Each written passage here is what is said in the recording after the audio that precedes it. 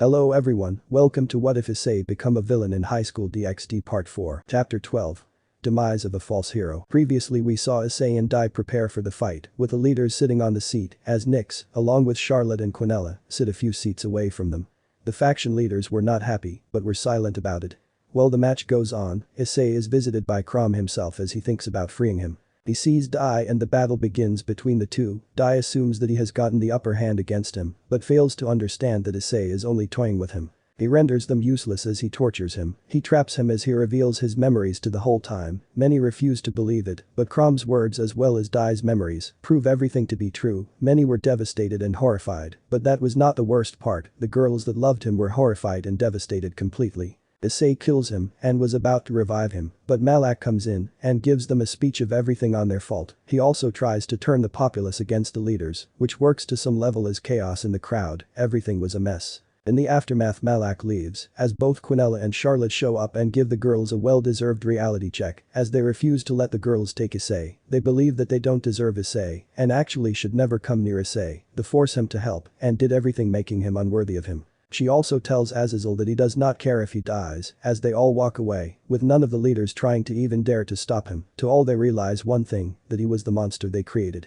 Citri Hospital, 5 p.m. Boru was watching the match at the hospital. He saw everything from his lies to even how everyone was viewed by him. Even though Dai cared for his parents, he had no love for his sister, his harem, and his own older brother. No, Goru muttered in disbelief. He had multiple machines that was meant for his recovery. They would normally use Phoenix tears to keep him alive, but that was not the case, since they were at a shortage due to Malak's attacks. His eyes then widened to see Issei brutally kill Dai in a brutal way and revive his brother over and over again. Boru started to have chest pain and difficulty breathing as his eyes started to blur. He wanted to ask Issei to stop, but he was unable to do anything. Fortunately, a devil nurse was passing by. As she looked at Goru's condition, she rushed to him. As she looked at Goru, "What the how did this happen?" she exclaimed in horror and surprise. She tried to calm the old man down. She sensed this was the initial symptoms of heart attack. She wondered how did this happen. Goru pointed to the television, as all she saw was Issei finishing Dai once and for all. She widened her eyes in horror, however her primary focus was try to get Goru calm. He followed it up by nausea and cold sweats. Goru was coughing up. At the same time, the nurse did not hesitate and use electric shock pads to shock his heart. She used a method called defibrillation. As he bounced up in shock, however it had no effect. Whatever he saw on that television must have caused this, the nurse muttered. He was stable, but was unable to move due to the wounds. The nurse sighed in relief. He was still alive but passed out. It was a surprise this happened. If I did not sense this, he may not have survived. The nurse spoke with fear. She was worried that if anything happened to this man, the factions would suffer. The woman had no idea of the exposure of the pillar that had happened. The nurse decided to inform his wife and daughter since she saw them near the hospital. Meanwhile, as this was going on, Mickey was bawling her eyes out. She saw what happened in the match. Even Aika herself was devastated. She believed her brother's lies, and what's worse, he killed him right in front of the whole supernatural world, and not just one, not just two, but 10 times. Brother, why? Aika muttered as tears fell from her eyes. She consoled her mother as she rubbed her back. She hated herself for believing her brother who once loved them more than anything else. What should we do, Aika? Mickey asked her daughter, as Aika was speechless. She then spoke. I don't know what we should do. Aika spoke with a shaky tone. Dai's real nature was a huge slap to the face, as the nurse from earlier showed up and spoke. This is Haidu, miss. Aika. The two looked at the devil nurse, and as she then spoke with a tone full of worry, Mr. Haidu had a heart attack. The news only made things worse, as Mickey rushed to the nurse and grabbed her by her outfit, as she exclaimed, "Where? How is he?" The nurse spoke with slight concern. "Don't worry, he is only passed out. I managed to reach him and defibrillated him before things could get worse." Mickey, on hearing this, as she released her, she apologized to the nurse, who shook her head in response. "No ma'am, we understand. This often happens in hospitals, so your actions is understandable. He is sleeping right now. I would suggest to let him recover." Mickey nodded on the nurse's words. As the nurse walked away, both Aika and Mickey decided to go to Goru's room. Mickey and Aika watched as a hospital beep ran constantly, as Mickey sighed in relief. Her husband was fine. He must have seen the match. Mickey spoke with fear, seeing the television remote near him and not at the television table, where he usually kept it. "So what should we do, Mom?" Aika asked her mother, as Mickey responded. "We need to talk to your brother and beg him his forgiveness." Mickey spoke seriously, as she looked at her daughter. Aika saw this and considered this to be a bad idea. Talking to her brother would definitely result in a disaster, since because of what her father tried to say to Nyx, this completely devastated the primordial goddess. She had heard Issei convincing her that she was the reason that there was still a light in his life. She really felt guilty for what she did to her brother. She felt worse. While her brother became no better than RageRevan live in Lucifer, someone who was worse than a monster. The leaders were speechless. They just witnessed Issei kill his own brother 10 times and revive him over and over again, Serafal thought with fear. He is a monster. Serafal looked at the body of her former lover. She was fearful of what happened to him. She hated herself for falling for him. Isaka was also fearful, as Malak's message was directed at the factions. She was not in the right state of mind. She had a feeling that her faction might be the next on her list. She feared her daughter's life, as Malak did not hesitate to kill children if needed. Furthermore, she was horrified by what happened to her former lover Dai. Issei showed no mercy or empathy for him. He killed him 10 times and broke him. He could only imagine what he was going to do to her and her daughter if they got in his way. She feared him even more now. This was a man that would have given her everything, but now, he won't hesitate to take everything from her if she dared provoke him.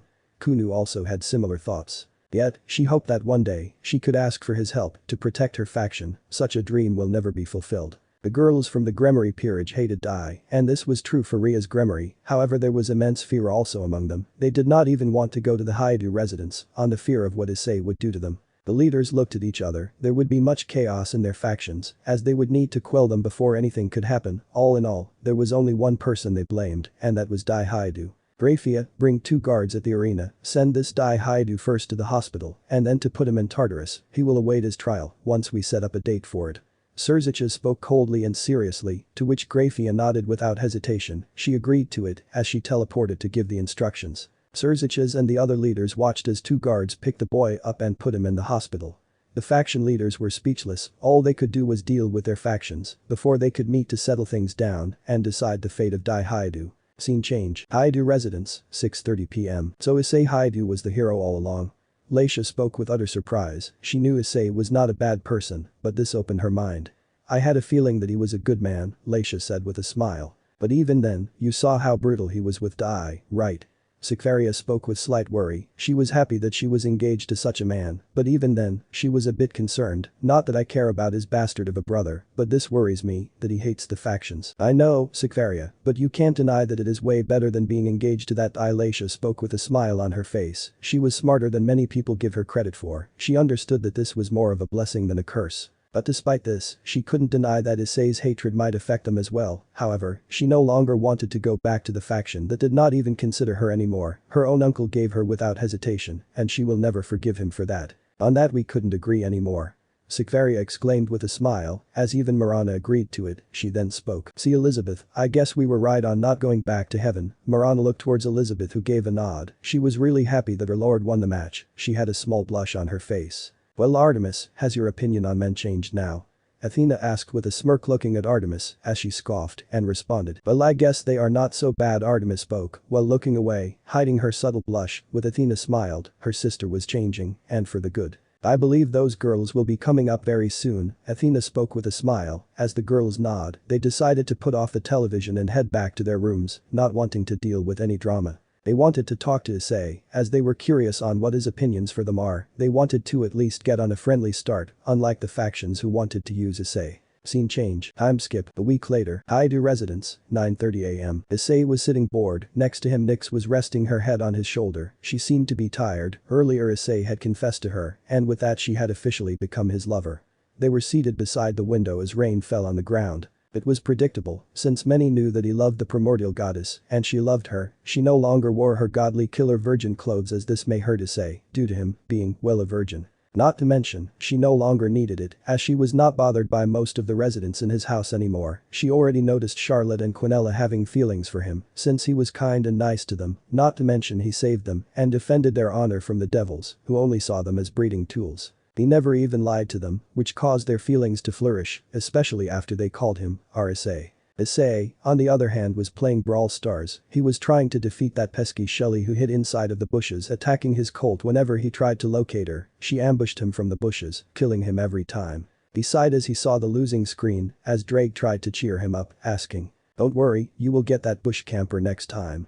I think I should use Terra. Her gadget allows me to detect those pesky campers. It really helps me when I get ambushed every minute in maps like these." Issei exclaimed in an annoyed tone. This unfortunately caused Nyx to wake up. DXD did something happen. Nyx spoke weakly looking at her lover as Issei shook his head. He then spoke. Sorry, I just raged at a lost game. Issei apologized while rubbing his head as she nodded with a sweat drop. She knew how much her lover hates losing games. She understood this as she held his hand closer to her body, making him feel good. Can I ask you a question, Nyx? Issei asked as Nyx looked at him and spoke with a smile. Go ahead, Issei nodded as he asked. Did you have no one to visit when you were in the void? Issei asked, to which Nyx looked sadly. That was the only memory, I don't want to remember Ice. It's alright if you don't want to answer. Nyx shook her head on Issei's sad words as she spoke with a smile. No, you should know, after all, you see, me and my brother were the two things that were born from the darkness. My brother and I created Thanatos, Hypnos and Onroi, and before you ask, no I didn't do it with my brother, hence I wouldn't be able to wear the godly killer virgin clothes. Nyx spoke with a blush making Issei snicker as Nyx continued in a sad tone. After that, all four of them left to explore the world, leaving me all alone in the void. Earbus visited me for a while, before disappearing altogether. Issei felt sad for Nyx, she must have been alone for a millennia, as Issei brought her closer, making her blush. She then continued her story, with a flustered look. Well, after that, I saw Ingvild. I decided to keep her with me in the void. She seemed to be pure of heart and a nice person, and well, I think the rest is history, right? Nyx ended with a smile. If she did not kidnap Ingvild, she would have never met her love, as Issei kissed her on the forehead, making her immensely blush. Nyx was more than happy, she found the one that would love her, she would cherish him for all eternity. She was internally mocking the girls that chose Highschool. They were complete shadow of their former selves. She remembered how the house had become more peaceful, due to the lack of their presence. Well, I heard that your brother's sentencing is today, wanna go watch it? Cause, I am bored and I want to see his suffering. Nyx grinned, showing her sadistic side. She was cheerful to those that she cherished, however those that were enemies, she showed both her cheerful and sadistic side to them. Alright, normally I wouldn't go. But for your sake, let's see his trial. Issei spoke with a smile as he activated his ring and the duo then teleported.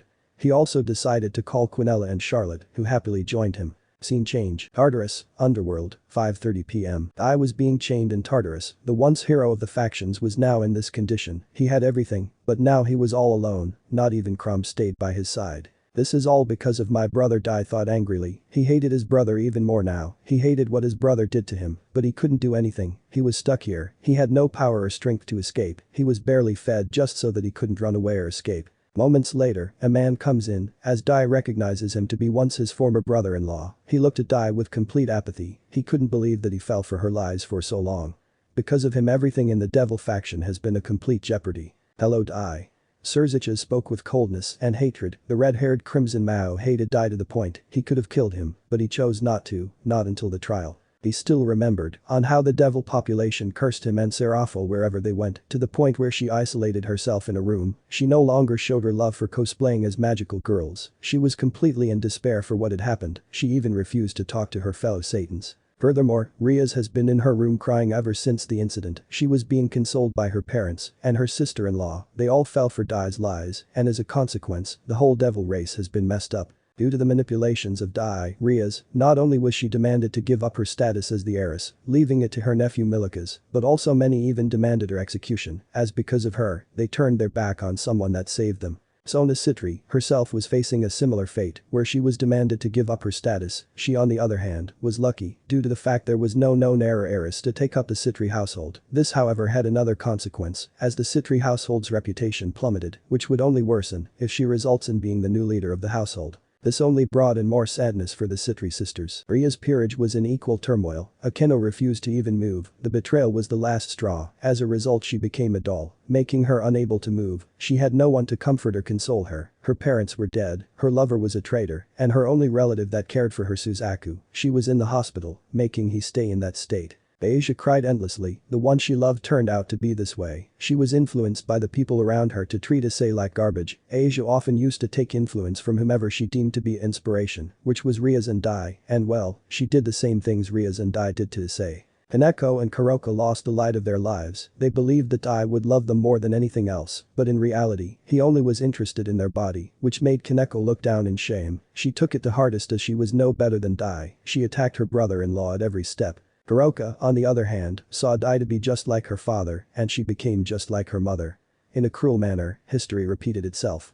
Kaneko even became more stoic and aggressive than before. Lefei was in a similar situation, she cried endlessly, now that her contracted dragon was someone like Dai Haidu, she hated herself for falling for his charms, the only person who cared for her was Arthur and the Pendragon family, who were consoling her at every step. Irina was much worse, she couldn't stay in heaven, due to her guilt overtaking her, she had become a fallen angel, and Michael could only help her cope with her guilt, even her parents could not help much, Taoji himself endorsed their relationship, as he hated Issei, due to the lies. He and his wife cried their hearts out when they found out about the truth, and now her life is completely ruined. Zenobia and Roswas, despite their attitude, were also broken, they thought that Dai would love them, or at the very least care for them, but were heartbroken when they found out about that, they hated themselves for falling for his lies, and they did not stop crying. Gondal consoled her, but that was to show that she pretended to care for her, while inner Gondal was devastated, she hated Dai even more now. Ravel, herself was devastated due to the fact that she was the manager of a fraud, she hated herself for believing her lies, she had become even more aggressive as a result, to anyone that came near her, Riser, and the rest of the Phoenix family were helpless seeing Ravel like this, they blamed Dai for ruining her life. As for the boys, Kiba and Gasper felt like the biggest pieces of shit for supporting the wrong person, as Issei helped or tried to help them with their trauma, but they were only dismissed like the piece of shit they saw him as. Gasper became even worse, as he locked himself in the box, almost all the time, refusing to come out even when the Gremory family called him for food. The Citri peerage was horrified, with Luke Geru taking the worst, since he saw Dai as a warrior, the rest of the peerage was devastated, the ones that took it the worst was Tsubasa Yura. Sayurg Bale and his peerage were also affected, Sayurg saw him as a rival, who turned out to be a fraud, all in all, everyone was affected after the truth of Dai Haidu was revealed to the whole world. Surziches remembered everything, and he was also to be blamed for believing someone like Dai Haidu. What now?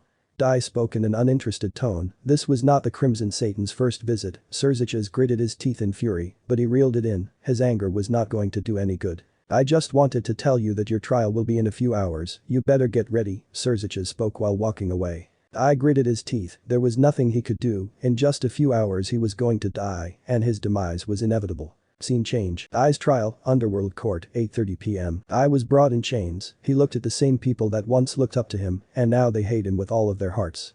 No sooner than he entered, he was bombarded with jeers and boos, as they shouted. Boo. Dai already. Faker.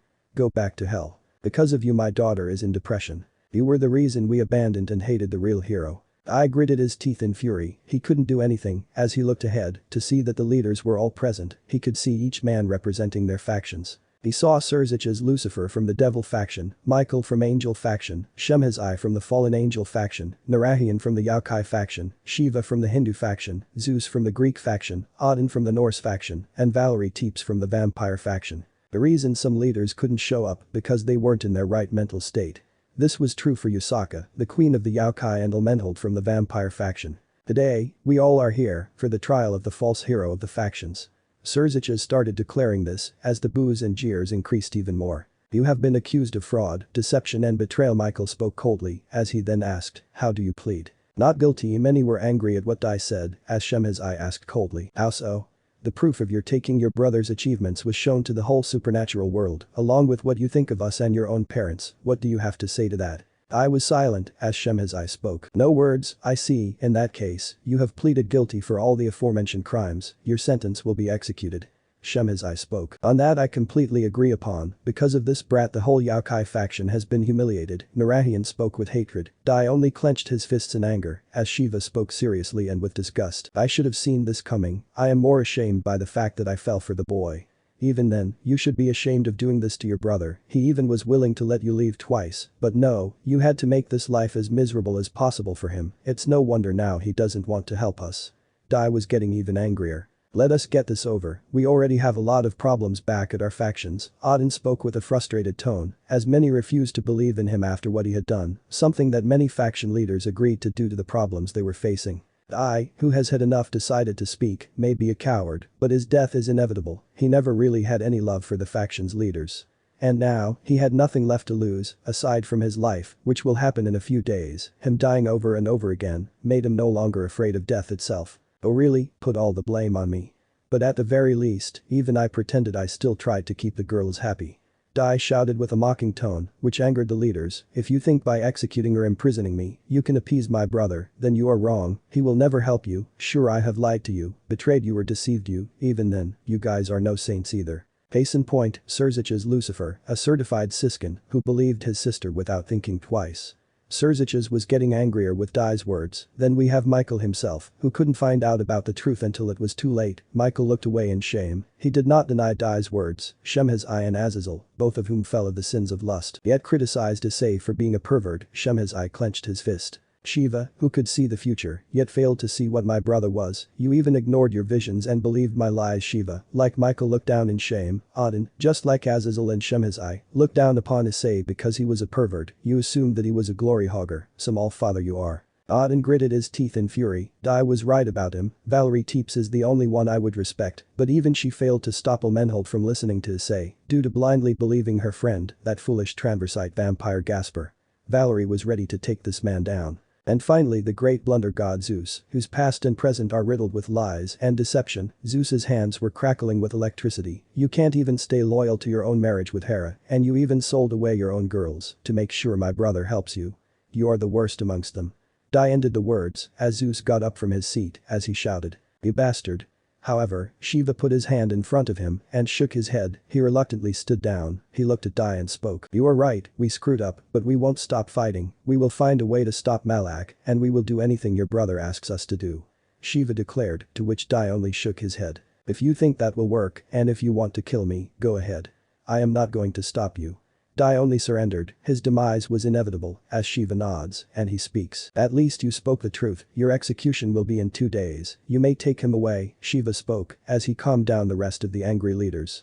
2 guards took Dai away, with the leaders pondering on what will happen next. Scene change. Outside, Underworld, 9 p.m. Issei, Nyx, Charlotte and Quinella look surprised, especially by Dai's words. They were expecting him to beg for mercy, but he did not show that. "Normally I was expecting him to beg, but this is not what I was expecting," Issei spoke with a tone full of surprise, as Nyx responded. "Me too, but it shouldn't be. You did kill him in a brutal way 10 times, so comparatively, the factions killing him would be merciful," Nyx explained to her lover, as Charlotte spoke. "Either way, it was nice to see the faction leaders get angry," Quinella spoke with a cheerful tone, especially Siskin Lucifer. "You really hate him, don't you?"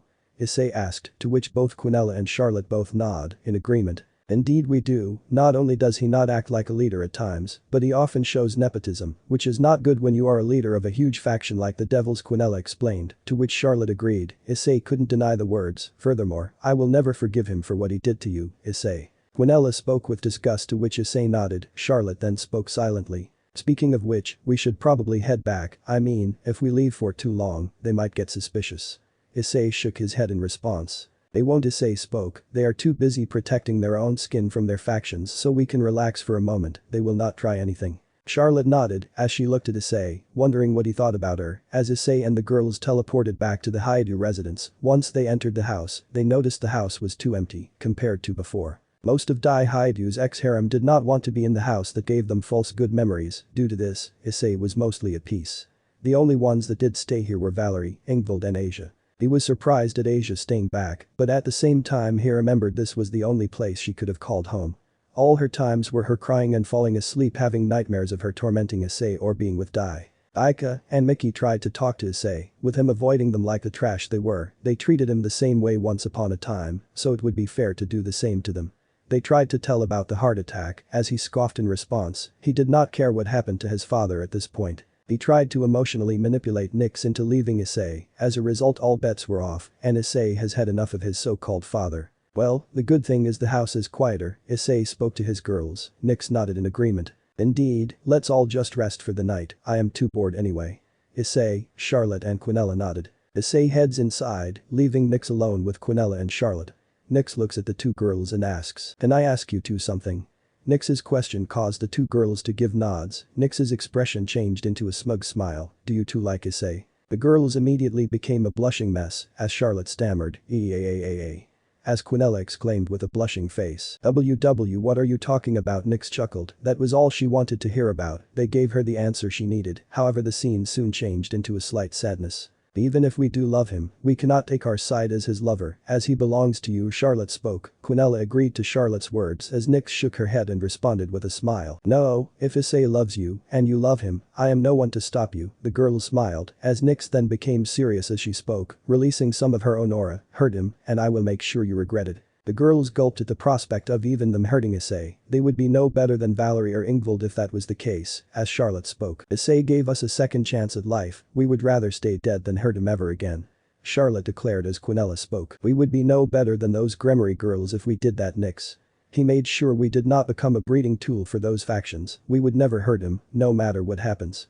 Quinella spoke in a serious tone, which made Nyx change her expression into a smile as she spoke. I know you will make Ice happy, well I can wish you too good luck to gain his affection. He is slow to trust due to constant betrayals, but I believe that he will trust you sooner than later and even love you, that is what I believe in. Quinella and Charlotte nodded as they headed to sleep in their rooms. Nyx herself went into her room, she remembered a few days ago on how the girls easily infiltrated the announcer's booth as Charlotte eliminated most of the females by killing them, using her signature ability King of Flies, which allowed her to kill anyone by commanding flies, which tore off any flesh that got in the way. She also hid them with ease so that no one could trace her. Quinella was much easier, her ability Charm allowed her to manipulate the low-class devils by making them infatuated with her, and they were easy pickings for them to be eliminated. Most were knocked out and taken out before they could pose a problem. The reason for their deaths was that anyone would find out about them and it would be traced back to them. Even Nod was taken out before he could be a problem. And with Issei's unknown dictator, it was easy for them to hack the system and control it, which Issei remotely did when the transmission cut out. Nyx entered Issei's room, where she saw him finishing his bath. His hair seemed to be partially wet, implying that he finished his bath. Oh hey Nyx, where were you? Issei asked, to which Nyx spoke. Nothing, just having a chat with the girls, they seemed to be nice. Nyx responded with a smile, so what do you think? Me? They are honestly way better than the Gremory peerage, that is for sure, and are even loyal. Issei spoke with a smile, not to mention, their speech was something the factions, especially the devils, and that Crow Azazel will remember for their short lives. Issei ended the statement, he genuinely felt that those two have earned their spot on his group from that day onwards. Why do you ask? Issei asked his girlfriend, to which the goddess responded. Nothing much, I just wanted to know what you think of them. I am just happy it was nice. Nyx spoke with a smile. Issei was happy, they acted as friends, if not sisters at times. She has never been this happy. Speaking of which, I was thinking want to go on a date in a few days. We are free, before we get back to business. I would love that, my dragon. Nyx beamed with a smile, as the two then headed to sleep, holding each other together, not caring for anything in this world. The only ones having a sleepless night are the faction leaders and several of Dai's former lovers. Scene change. Time skip. 2 days later, city of Lucifid, Underworld, 11 AM. Haidu was walking on chains, being dragged by 2 guards. As he was walking, many of the Underworld citizens started throwing tomatoes and other fruits at him, some even pelted stones at him. Many shouted, traitor. You doomed us all. Killing you is a service. Our hero left us because of you. I just walked, bearing the humiliation. Ika, Asia and Mickey were crying as their son was going to die today. They hated themselves for believing his lies. Mickey was the most affected due to this. She felt like the biggest piece of shit for failing her 2 sons. First Issei due to neglecting him, and second Dai, who became the way he is because of what is happening. The Gremory peerage were watching the scene with contempt due to primarily falling for his lies. They lost someone they cared about, they completely blame him for that, failing to see the error they themselves committed. Same went for Citri peerage as well. Jinshiro watched from the corner of his eye, hoping that Issei did not discover him before it is too late. All of the supernatural factions were watching with contempt and hate in their eyes. They were happy that justice was being served. In a way, this was the best outcome for what could have happened. However, Issei was not happy with the execution, not because he did care for Dai, it was because of the people of the underworld and how they acted as nothing but a bunch of hypocrites. Damn them, they acted as if they did nothing wrong. Issei exclaimed in slight anger as Charlotte asked, what's the matter Issei? Issei calmed down as he spoke, it is because the people of the underworld look down upon me, because of the lies Ria's Gremory and Dai Haidu spread, if anything they are equally responsible for what they did to me. Nyx understood this more than ever. She doubted that if Malak and his faction did not attack them, they wouldn't have seen Dai's truth, and most likely they would have still remained in their lies. And the worst perpetrator is Ria's Gremory and her peerage themselves. They are the reason why almost everyone in the supernatural hated me, yet here they are blaming everything on Dai, as if they are never involved. They sicken me to the very core. Bloody hypocrites. Issei spoke with anger emitting from his tone, this gave him even more reason to wipe them all out. Do you wish for me to eliminate them? Quinella spoke as magic was eliminated from her palms. Not yet, that would be mercy, Quinella, and I don't show mercy to those whores, and knowing Ria's spoiled nature, she will demand me sooner or later. Issei spoke coldly, as he continued, if anything, I would love to eliminate her right away, causing her older brother to despair, but that would be mercy, no, I want her to suffer, I want her to be in pain, Issei spoke coldly, as Quinella nodded in understanding. So we watch. Issei nods upon Charlotte's question. From what I have heard, Riaz has lost her status as the Grimoire heiress due to public pressure. People are even demanding her head. Charlotte spoke with a slight tone of happiness, as Issei responded. That's just the beginning, Charlotte. Issei spoke with a smile. Once I am done, Riaz will be begging for death. Charlotte nodded, as they watched the procession of Daihaidou. Quinella then asked, but what about the Citri heiress? Why is she still the heiress? Wasn't she also complicit in the rumors? Issei nodded, as he responded, it is because the family doesn't want them to lose their only valid heiress. Many don't know this, but they have another sister, however there was barely any information about her, since the Citrus have hid her from the public. This surprised even Nyx, as she along with the rest did not know of this, as Nyx asked, how did you know about this? Issei then explained, you see, I managed to overhear a conversation between Sona Citri and Seraphol Leviathan. It seemed like they hated her for some unknown reason, but all I know is that she existed. Issei looked at the girls, who were surprised by this, as Quinella asked, so what do we do? Issei then responded, while shaking his head. As much as I want to know, I am going to need more information about who she is, and why is she kept hidden from most of the supernatural world. Quinella and the other girls nodded in agreement, as Issei asked, I never gave a thought about her before, since I figured she was happy where she was, but I think I will ask Office about this. Issei spoke, earning a nod from the girls. They watched Ai standing over a magic circle, meant to kill him. The executioner looked at him coldly and asked, any last words? Dai nodded his head, as he spoke with a mad smile. This execution, let me tell you supernatural faction, nothing is going to change, you may kill me, but sooner or later Malak is going to kill every last one of you. Dai spoke, instilling anger into many, my brother won't help you, no matter what you do to me. Your time is coming, make peace with however you have wronged, because your time will soon be up. I spoke, as the boos and jeers increased to the point where there was nothing left. The executioner then activated a magic circle. As a blinding blaze of holy light burned Dai alive, he screamed in pain, but this was nothing compared to any of the 10 deaths Issei put him through. Despite this, he wished that the pain would end, and when he passed out, he was gone. Leaving only the 8 pawn pieces he had in him, which belonged to Ria's grimoire, the executioner then took the pieces and announced. But that the execution of Daihaidou is over. Many cheered in response. The children destroyed any and all merchandise of Daihaidou and destroyed anything related to the Op-Eye Dragon show, which was discontinued immediately after his lies were revealed. People went home hours later after destroying the merchandise and wondered what happened next. They hoped that Malak and his faction would not attack them, however little did they know that one of the factions would soon be under attack. Issei and his friends also went home. He wondered what would the girls that were engaged plan on doing. He was planning on getting Marana, Sikvera and Laisha to his faction. He wondered whether they would accept it or not. Since, they still have some care for their loved ones and families. Chapter 13. Peaceful Resolutions. Amakagahara, Kyoto, 9:45 a.m. The Shinto trio, who comprised Amaterasu, Sasano, and Tsukuyomi. They were discussing what has been going on with the faction leaders. Out of all the factions, they were the least affected by Malak's attacks, but they still had to be weary. Amaterasu was a physical appearance as that of a fit young woman with long black hair. Her hair is also tightened towards the bottom to prevent it from freely moving. She wears the standard clothes of a Maiko, a Japanese priestess. Tsukuyomi dresses up in old Japanese clothes. He has a crown with a picture of a crescent moon on his top head. His face has beautiful scenery, with long golden hair and matured body posture. Susanoo resembles a young man with long and spiky black hair and gold eyes. He is always dressed in what appears to be 19th century Chinese armor. It consists of 5 parts: the white undergarment, the gold pauldrons, the gold and red vest, gold arm bracers, and gold and white pants. I believe you two know why you have been called here, right? Amaterasu asked in a serious tone, as Susanoo and Tsukuyomi gave nods. They were aware of Malak's attacks and how much the Yaokai faction was devastated by them. I wish I could fight Malak, he seems strong. Susanoo exclaimed, showing his battle-maniac nature, which caused Amaterasu and Tsukuyomi to glare at Susanoo, to which Tsukuyomi spoke with a sigh. He can beat you in a minute. Tsukuyomi was aware of what Malak was capable of, as he was able to go toe-to-toe with Shiva, one of the top 10 strongest beings. This caused even Susanoo to lose his nature and revert back to normal. Either way, what should we do? We can't just stand here and do nothing, right? Amaterasu asked her fellow gods. She may not like them, but she had no choice, they had to work together. He can go toe-to-toe with Shiva, and I believe that he can even handle Vishnu and Brahma without a problem. Tsukiyomi spoke with deep thought. He wasn't happy with Malak's assault on Grigori, causing it to be near extinct.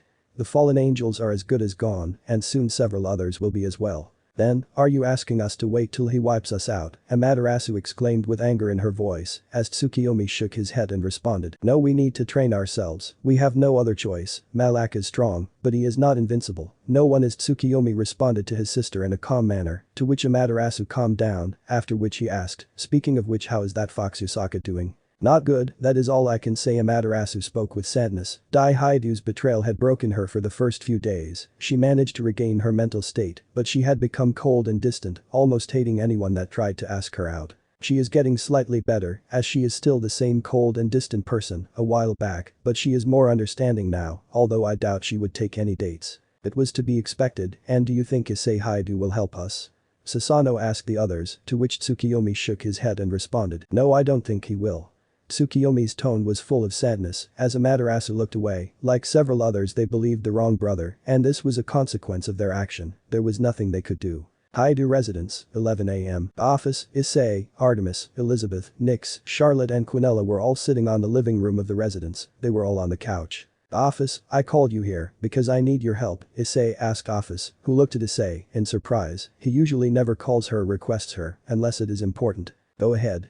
Office spoke emotionally and with a smile, as Issei asked, can you get me more information about the Citri sister that was hidden from the supernatural world?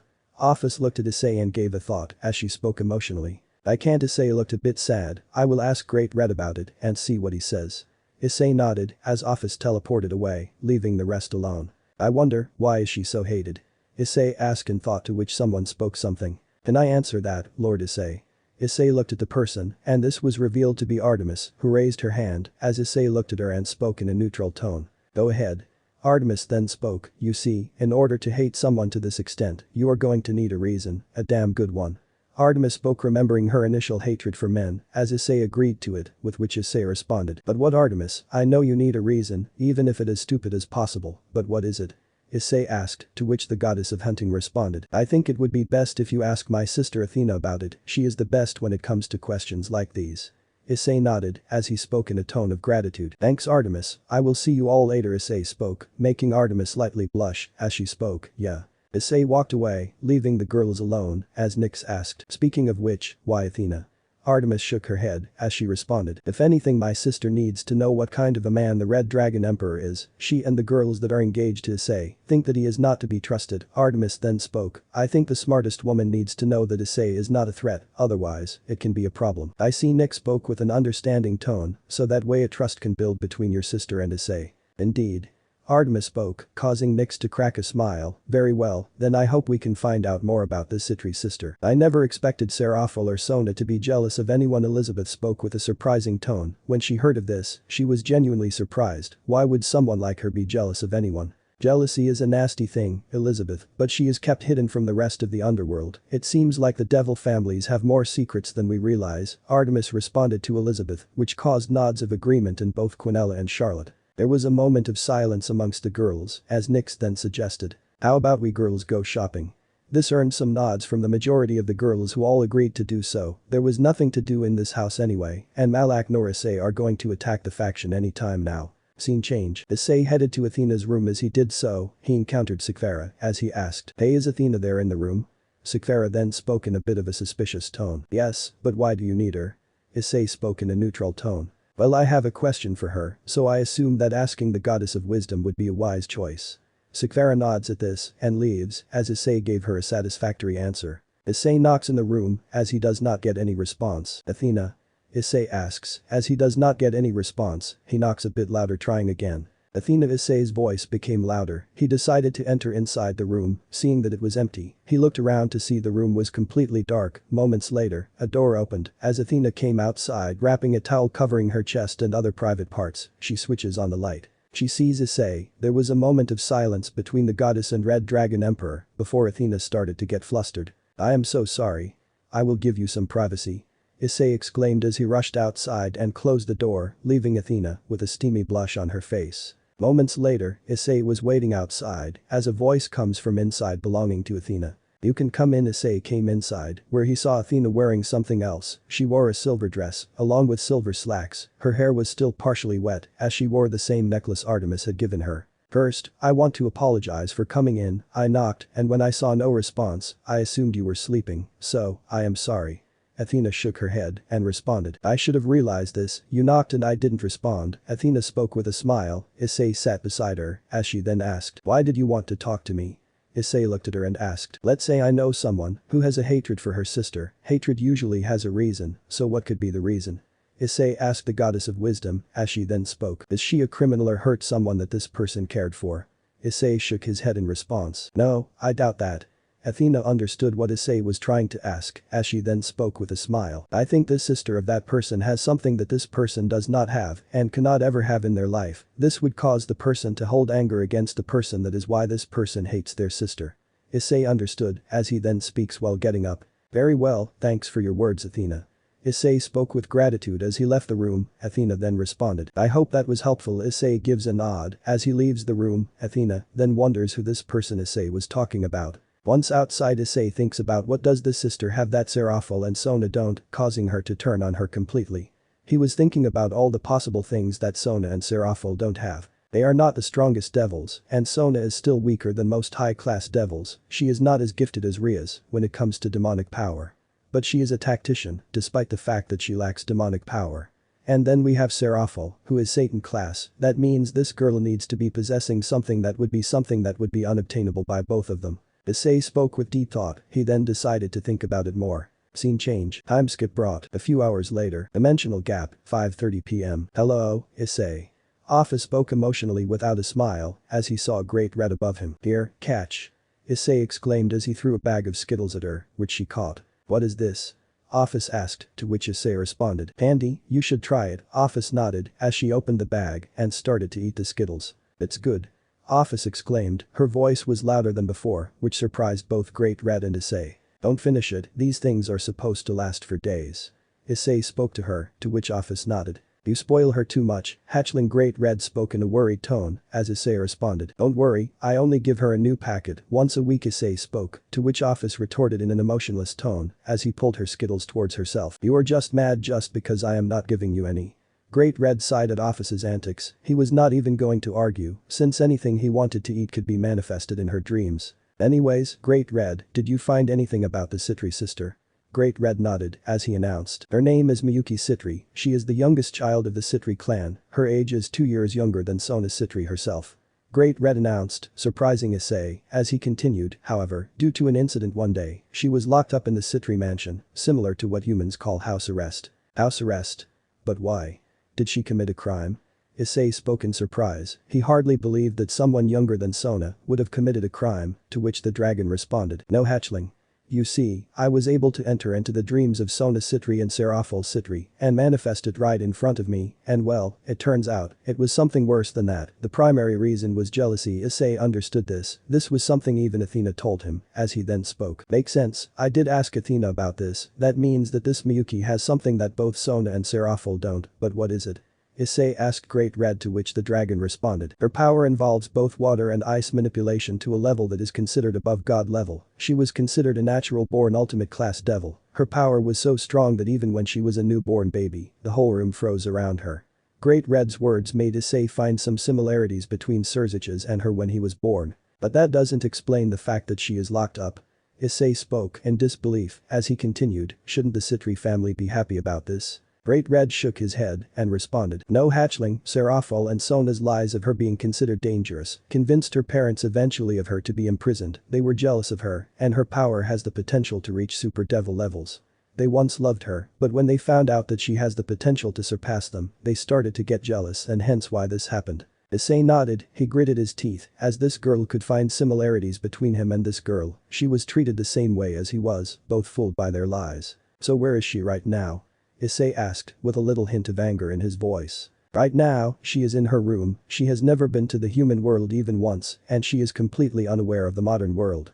Issei nodded in agreement to Great Red's voice as he spoke in a tone full of gratitude. Very well then, thanks you too. Issei teleported out of here. As he left, Great Red looked at her and asked, can I have some?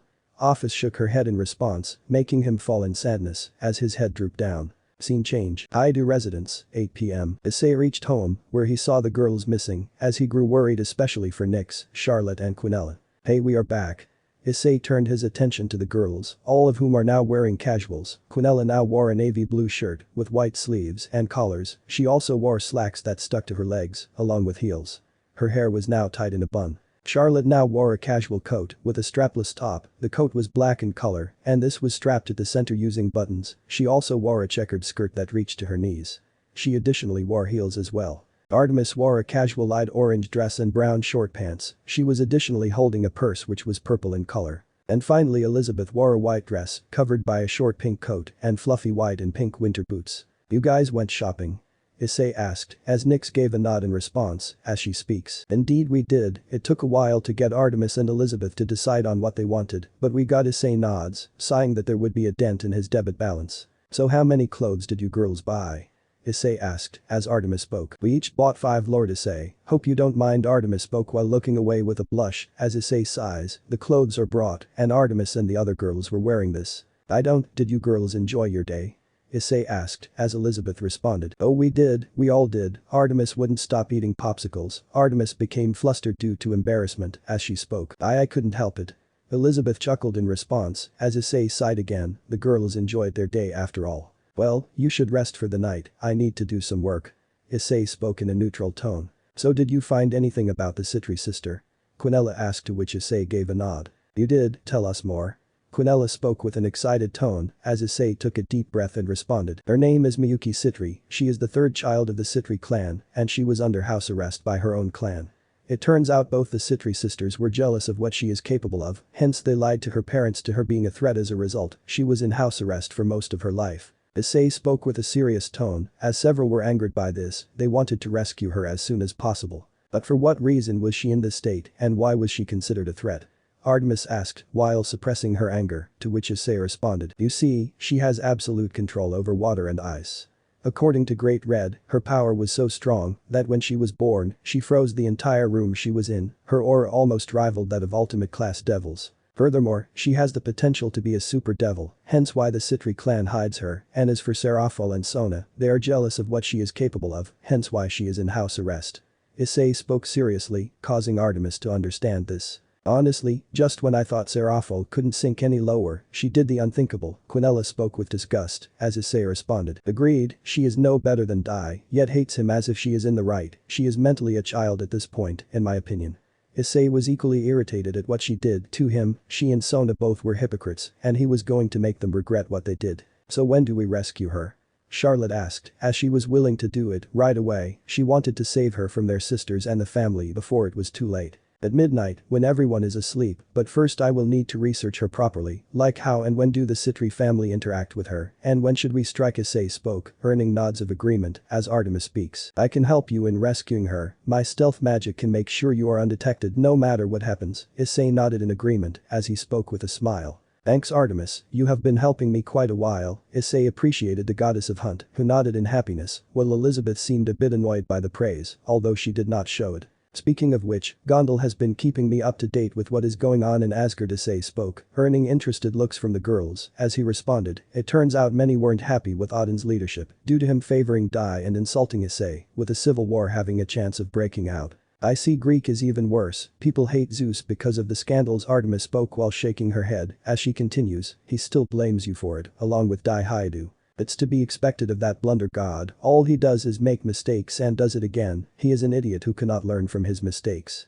Artemis nodded, in agreement. And as for the angels, no one was happy with what Michael did to you, and he hopes to make an alliance with you in the future. Elizabeth spoke with an annoyed tone, and we all know how that will end, right? They are desperate, Elizabeth. That is why they made the execution of Dai public, so that they think I would help them. Issei spoke coldly. Fools, they don't even know what is going on. So do you wish for us to continue spying? Elizabeth asked. Yes, I would like that. Report to me whatever happens, alright.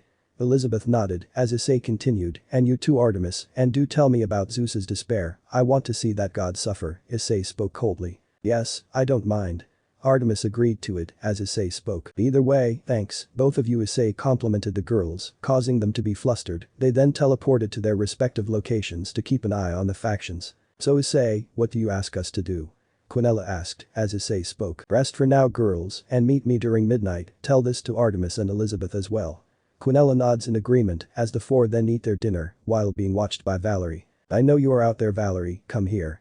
Issei commanded coldly, causing her to come out sheepishly. Right, Lord Issei, I need to talk to you about Team/Dog, they have been recovering. Issei nods as he responds. I see very well, you can leave. Valerie nods, she did not want to ask Issei to rescue Lavinia out of fear of what he might do to her, she only hoped that she could gain his trust sometime in the future. Anyway, Charlotte, tell Grievous that we will be attacking our next faction by tomorrow, tell him that he and Malak will be the one in charge. Charlotte spoke as she teleported to the hideout to give the information. As for us, let's rest and wait till midnight. Issei spoke as the two girls nodded. Scene change. Time skip. Citri household, 11:55 p.m. The girl was sitting on the bed with a sad look on her face. She was a lovely, beautiful girl who captivates whoever sets their eyes on her. Her arms and legs are slim, slender without looking too unhealthy. She has a defined and curvaceous figure and was described to having an aura of serenity despite her being a pure-blooded devil. Miyuki, here I have kept your food. The girl now known as Miyuki looked at her mother. She was described to being an older version of Seraphil, with blue eyes and black hair. She wore noble devil clothing. Right mother? Miyuki spoke in an emotionless tone as she took her food, her mother left her. Miyuki remembered how no matter what she did, she was always met with scornful glares from both of her older sisters, while her parents kept her inside a room, with only them saying that, it's for your own good. Why do I even bother? Miyuki asked silently as she ate her food. She was sad as she couldn't explore the human world. Anytime she tried to teleport Seraphil and Sona somehow managed to locate and find her and force her back. She managed to see their condescending smirks. Before she passed out, she wondered if she would ever get to see the outside world in her life. She ate her food and went to sleep, not knowing that today will be the final day in this house. Meanwhile, Issei, along with the rest of his allies, were watching the mansion with a cold manner. The only who was not present was Elizabeth, who had to perform some work for Michael. She couldn't let anyone know that she is working for Issei, as Issei spoke. We cannot kill anyone here, unfortunately, our mission is to secure Miyuki Citri. Issei's voice was cold, as it even brought shivers to his own allies, minus Nyx. This was personal to him, and he was going to make Seraphil and Sona regret this. So when do we begin? Quinella asked. We begin right away, Artemis, put the magic on us, and Quinella, most of the guards are male, you know what to do right. Issei spoke as Quinella nodded with a smile. Leave it to me. Issei smiled in response as Artemis put the stealth magic on the group as she then spoke, you have an hour more until they find out, good luck Lord Issei, everyone else. Understood, well Quinella, Nyx, Charlotte we go as planned Issei spoke, earning nods from the three girls. Nyx created a portal that would direct access to the center of the compound, there they would have to deal with the guards. Quinella, you're up Issei spoke, as Quinella used her magic charm to infatuate the guards, they all were made to fall asleep, as they tried their best to remain awake, no one saw that it was they who did it. Charlotte, disable any cameras and check for anyone that is nearby. Issei spoke through a magic circle, as he had given unknown dictator to the Beelzebub descendant. She can also use her ability to see if there was anyone that could be a problem like Seraphil Leviathan, as she could ruin the stealth mission. After a while, Charlotte spoke. Everything is clear, you may go. Issei nods, as the three head inside Miyuki's room, she was asleep. Issei lightly tapped her cheek, causing the girl to wake up. Who are you? Miyuki exclaimed in worry as Issei spoke. Relax, we are not here to hurt you, my name is Issei Haidu, and this is Nyx, and my ally Quinella Asmodeus. They both greeted the third Citri sister, as Miyuki calmed down, Issei explained who he is and after a while, she asked, what does the Red Dragon Emperor want with me? Miyuki asked with worry, she was well aware of the two Dragon Emperors were capable of, they are strong. I want you to get you out of here. Issei spoke seriously to which Miyuki widened her eyes, however her eyes suddenly fell away as she spoke. I think you should leave Miyuki spoke with sadness, as Issei asked, why? Miyuki shook her head as she spoke with a sad tone. Because even if I want to leave, they would come and imprison me back, they know when I can teleport, Lord Issei. Issei understood that the girl was being tracked, as Issei sighed, he activated a magic circle and spoke with a smile. I know what I need to do. Once the magic circle was run through her, she felt no different than before, he then spoke. I believe you should pack your stuff and come with me. Issei spoke with a smile as she asked. Does that mean I can go out? Issei gave a nod as Miyuki beamed at this and immediately rushed to pack her stuff, she had 2 suitcases full of them, as Issei asked. Is that all? Miyuki gives a nod as he then summons 2 teleportation circles, one for his group plus Miyuki and the other for Artemis and Charlotte. They are all then teleported to the Haidu residence. Scene change. Haidu residence, 1 a.m. Issei and his group enter the Haidu residence. They settle for a moment on the job well done, as Issei speaks. Well Miyuki, pick a room, you would be living here from now on, alright. Issei speaks, as Miyuki comes close to him and hugs him, as she speaks looking up and with a genuine smile. Thank you. Issei was taken aback, he could sense some jealousy coming primarily from Nyx, as he gulped in fear, he then spoke. No worries, just rest. For the night. Issei spoke with a tone of nervousness, as she nodded, she then took her suitcases and headed to an empty room. He sighed, as he turned to comfort Nyx, who was taken aback by this action. She blushed immensely as she hadn't experienced this in a while. Ice. Nyx asked with a flushed face, she was surprised to see Issei act like this, the other girls pouted with jealousy, hoping that Issei would one day do this to them, while Artemis was watching the scene in amusement. They're happy? Issei asked with a smile, as he earned a nod from the primordial goddess, as Issei then split up from her, while Nyx remained blushing, he then spoke. I think you all should rest, tomorrow we will begin the attack on the next faction. The girls nodded, thankfully no one was there to even try to watch them. As the girls head to their rooms to rest, Issei and Nyx head to Issei's room, as Nyx was actually preparing the bed, as Issei snuck from behind her and embraced her, as she blushed, again. Ice. Nyx stammered, as Issei spoke. You seem jealous, so that is why I thought you would feel nice if I did this. Nyx smiled genuinely, she held Issei's hands, as they both decided to head to bed. Nyx then asked, I was thinking, what should we do once this all gets over? Issei looked at his girlfriend and responded, honestly, I haven't thought about that.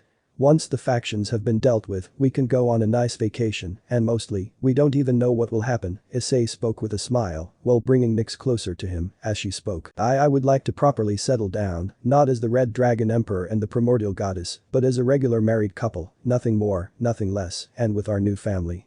Nyx responded with a cheerful smile, as Issei nodded, he would also have loved that, he then brought her closer, as she cuddled him, both then sleep for a good day. The night all in all, was calm for everyone, as they all slept peacefully, knowing tomorrow is a good day for them. Scene change. Seraphol's residence, 1:30 a.m. Seraphol suddenly woke up when she sensed her magic going off, as she was horrified to see what had happened. No, Miyuki has escaped.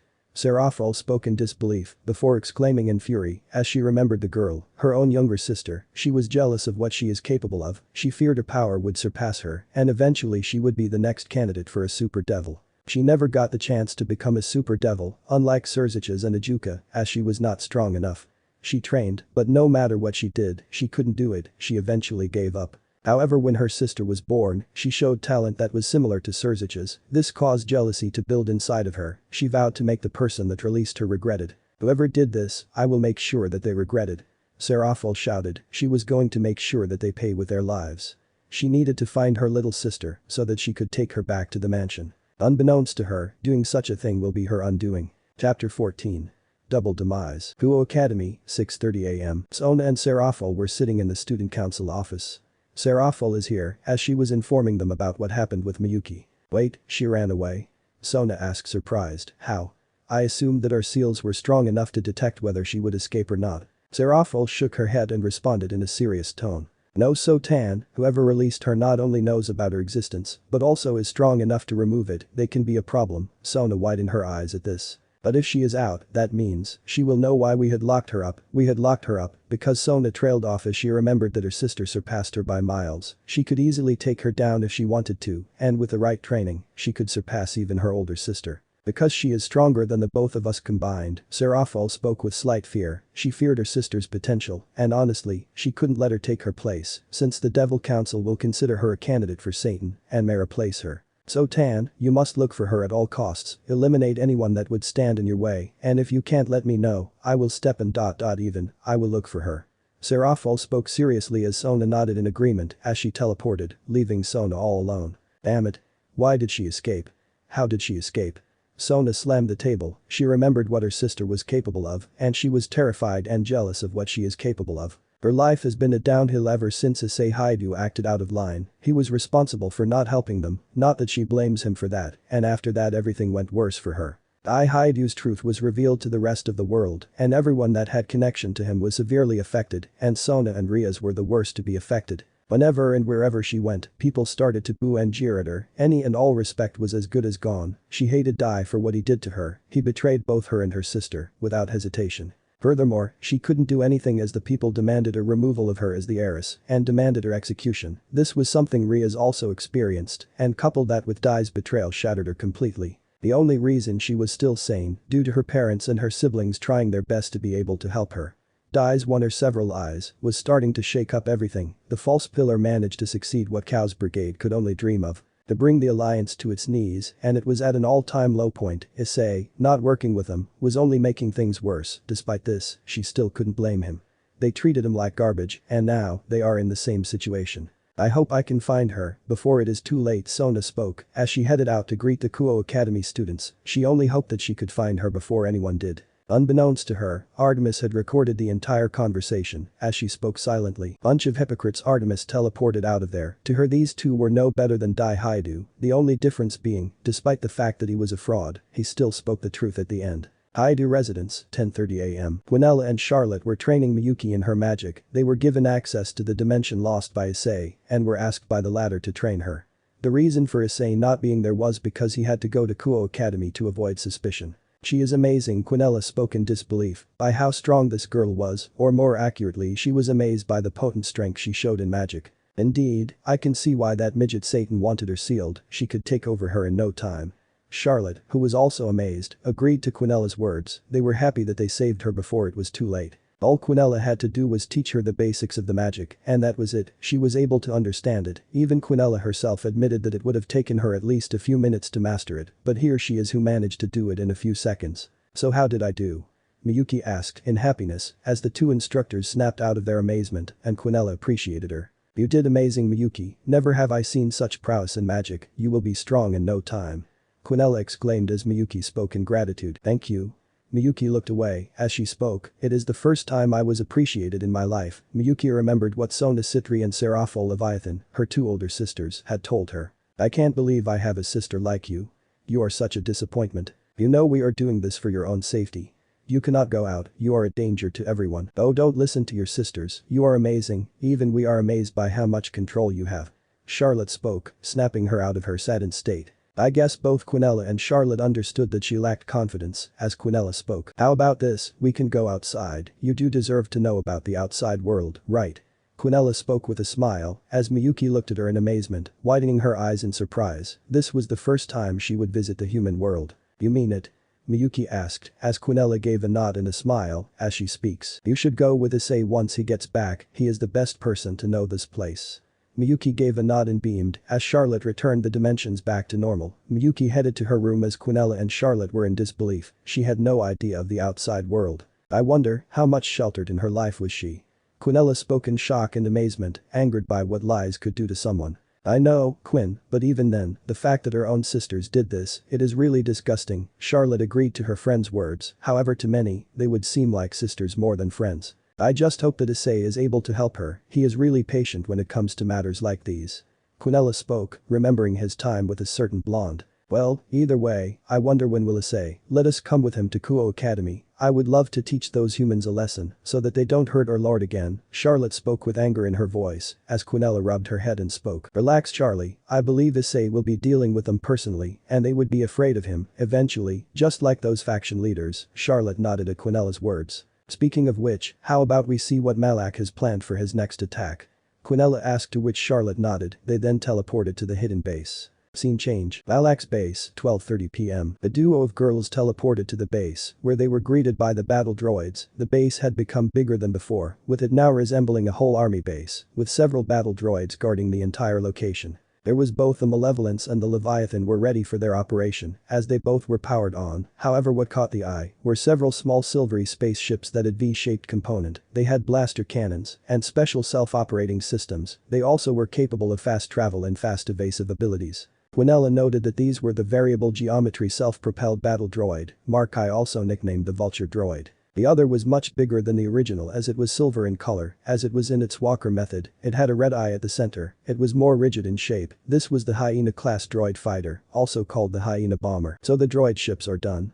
Quinella asked as Grievous approached from behind and spoke. Indeed they are, and we will begin the attack on the Yakai faction relatively soon. Grievous spoke with a grin, he couldn't wait to put the fox Yusaka down, her huge form will be a problem, but he had the vulture droids and hyena bombers, as they could easily damage her skin and fur without any problems. Charlotte then asked, I believe so, Issei should come back from his school by 3 p.m, so we can attack then, he has a score to settle with Yusaka and Kunu for their treatment, right? Grievous nodded, as Malak then spoke. That is why we will capture her alive, and she will be our sleeper agent, she will be the one to turn any remaining Yaokai into dust. And besides Issei does have a grudge against them, Malak spoke with a sinister grin, it would be amazing for a mother to kill her own daughter. Indeed it will be, it is hard to have any empathy for them, and the fall of that faction would be a massive blow to the alliance.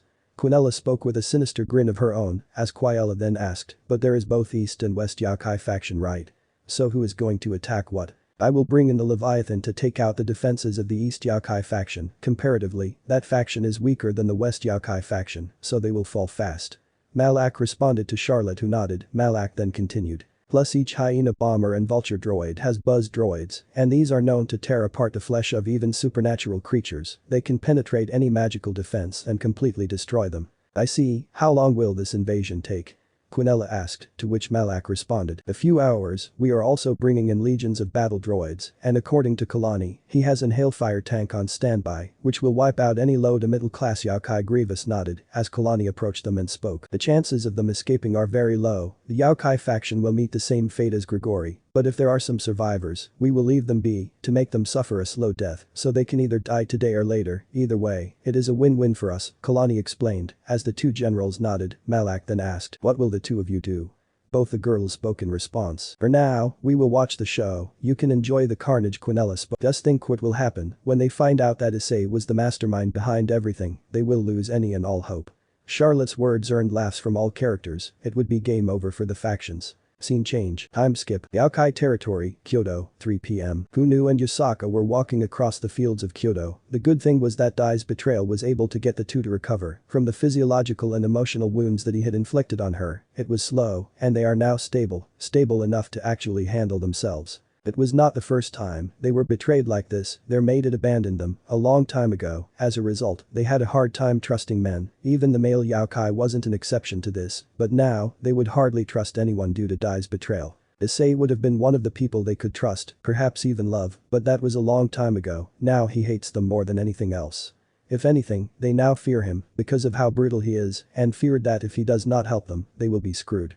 Malak was clearly afraid of him, meaning that he was their only hope. Mother, how will we get Issei to help us? Kunu spoke with a sad tone, as Yusaka shook her head. No, Kunu, he hates us, if anything, he wouldn't even bat an eye if any of us dies.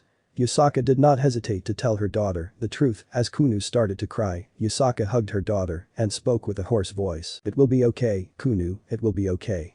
Kunu cried onto her mother, as a tear fell from Yusaka's eyes. Dai's lies affected the two of them a lot, as she fell for them, she was ashamed of herself for falling for them. Suddenly she peeked up, her instincts were telling her to flee, as she saw that the sky had suddenly turned a dark purple, she immediately created the sun shower barrier, as there was a sun shower that happened recently, she tried to move the Yaokai population to safety, however. Fire the ion cannon. A voice commanded, as a ship appeared from above, the design intimidated the Yaokai queen, and a purple energy cannon was aimed at the barrier. It was the Malevolence. Yusaka turned her attention to the blast, as it completely nullified the barrier, leaving her people vulnerable. No. Yusaka shouted as Kunu looked up to see the ship, she watched in horror, the sunshower was still present, but to create another barrier, it would take time, and time was what she did not have. Fire all cannons. The same voice commanded as a barrage of plasma blasts were aimed at the Yaokai. Yusaka tried to protect the people along with Kunu, but it was too late, she hugged her daughter to protect her, while shielding herself from the blasts. When the two opened their eyes, they were met with a shocking sight, many Yaokai were killed right in front of them, several were critically injured, those that were unlucky had plasma wounds on their body, which was a black charcoal skin, along with some of it being burning. However, no blood was drawn. Damn it. Yusaka turned her attention to the man responsible, as she saw the droid general himself, gritting her teeth in fury, she looked at Kunu and spoke seriously. Kunu, you need to run. Yusaka spoke while gritting her teeth, she knew that the droid general, in front of her, was dangerous, as Kunu retorted. But Yusaka looked at her with an angered yet pleading look, as she responded, save yourself, I will hold him off and come to you soon. Yusaka lied to her, assuring that she will be fine, however, she was not sure if she would survive the fight. Kunu looked at her one final time, and reluctantly ran. Grievous. You have made a big mistake attacking us. Yusaka turned her attention to the droid general and shouted, with the droid general just cackling. He commanded the battle droids and his legions of BX series of commando droids to attack any Yaokai and show them no mercy. Yusaka could only watch in horror as her Yaokai were being massacred by the blaster bolts of the battle droids or gutted by the commando droids, which resulted in blood being spilled everywhere. "You will pay for this, you bastard," Yusaka shouted, as she then got news from Nararian that the East Yaokai faction was also under attack, and this time it was by Malak. Scene change. Yaokai Fields, Kanto, 4 p.m. Malak was watching as his Leviathan was using turbo laser cannons on the Yaokai, wiping them out with ease. There was no mercy shown as Magari, the Yaokai Nekomata, unleashed a blast of fire at the Leviathan, but it had no effect. "Damn it." Malak only cackled as he announced, "If this is your prowess, then you stand no chance against us." Malak announced from his battleship, with Magari gritting her teeth. Malak used the Leviathan to approach underneath the Yaokai. "Magari, get out of Nararian," warned her, but it was too late. Malak followed by an orbital bombardment as she screamed in pain due to the plasma cannons hitting her body. Once the bombardment struck her, she was completely charred, with her reverting to her small cat-like form. "You bastard." Nararian shouted as Malak used telekinesis, making the Yaokai choke himself up, but before he could do anything to defend himself, Malak started to suck out his life energy as the Yaokai could only watch, but as his life force was being sucked out. "It was a good thing I prepared myself for nature energy, otherwise it would have been a problem." Malak thought with a serious tone, as the Yaokai couldn't do anything but watch as his life energy was being sucked out, leaving nothing but a husk of his former self. The Nararian was no longer breathing. He was gone. Magari in her anger used whatever energy she had to unleash the strongest fire blast, intending to burn the bald man alive. "You bastard." She managed to land a hit, causing an explosive hit on Malak, which resulted in a massive explosion. The other Yaokai sighed in relief, hoping that would kill Malak. They only hoped that this would end the madness he was unleashing onto the supernatural race. However, as the dust settled, Malak was fit and fine, his body even when being struck by an attack like that was durable, which shocked and terrified the Yaokai. Magari was even more terrified. She passed out due to exhaustion as Malak commanded the droid legion under him to lay waste on the Yaokai as they were mercilessly wiping out any Yaokai that got in the way, as even the Leviathan joined in, unleashing quad laser barrage and turbo laser barrage, showing no mercy to them. "It seems like the Yaokai faction of the East has fallen," Malak spoke with a mocking grin as he commenced several more orbital bombardments on the East Yaokai faction. Scene change. Yaokai Fields, Kyoto, 5 p.m. Yusaka was struggling against a droid general and the immense gunfire as she was trying to hold him in place, however he was extremely evasive, with him striking Yusaka when she was least expecting it. Using his 4 light blades, he was able to deal severe plasma wounds to his enemies, and Yusaka was on her knees from the attack as she held herself in pain. She gritted her teeth due to her helplessness. Out of desperation, she transformed into her fox form, which was a giant 9-tailed fox with golden fur, as Grievous described it to be 10 meters in height. "You will pay for destroying my people, Grievous." Yusaka's voice boomed across the fields. She unleashed fox fire as the droid general kept evading the attacks with ease. Grievous was aware of her fox form, however he saved the vulture droids and hyena bombers for later. The huge fox kept unleashing fire blasts aimed at Grievous, who kept evading the attacks like anything. She had to use the lee lines to keep up with the droid general. She unleashed a poison field, but it had no effect on the droid general. "It seems like Dai's betrayal has affected your intelligence."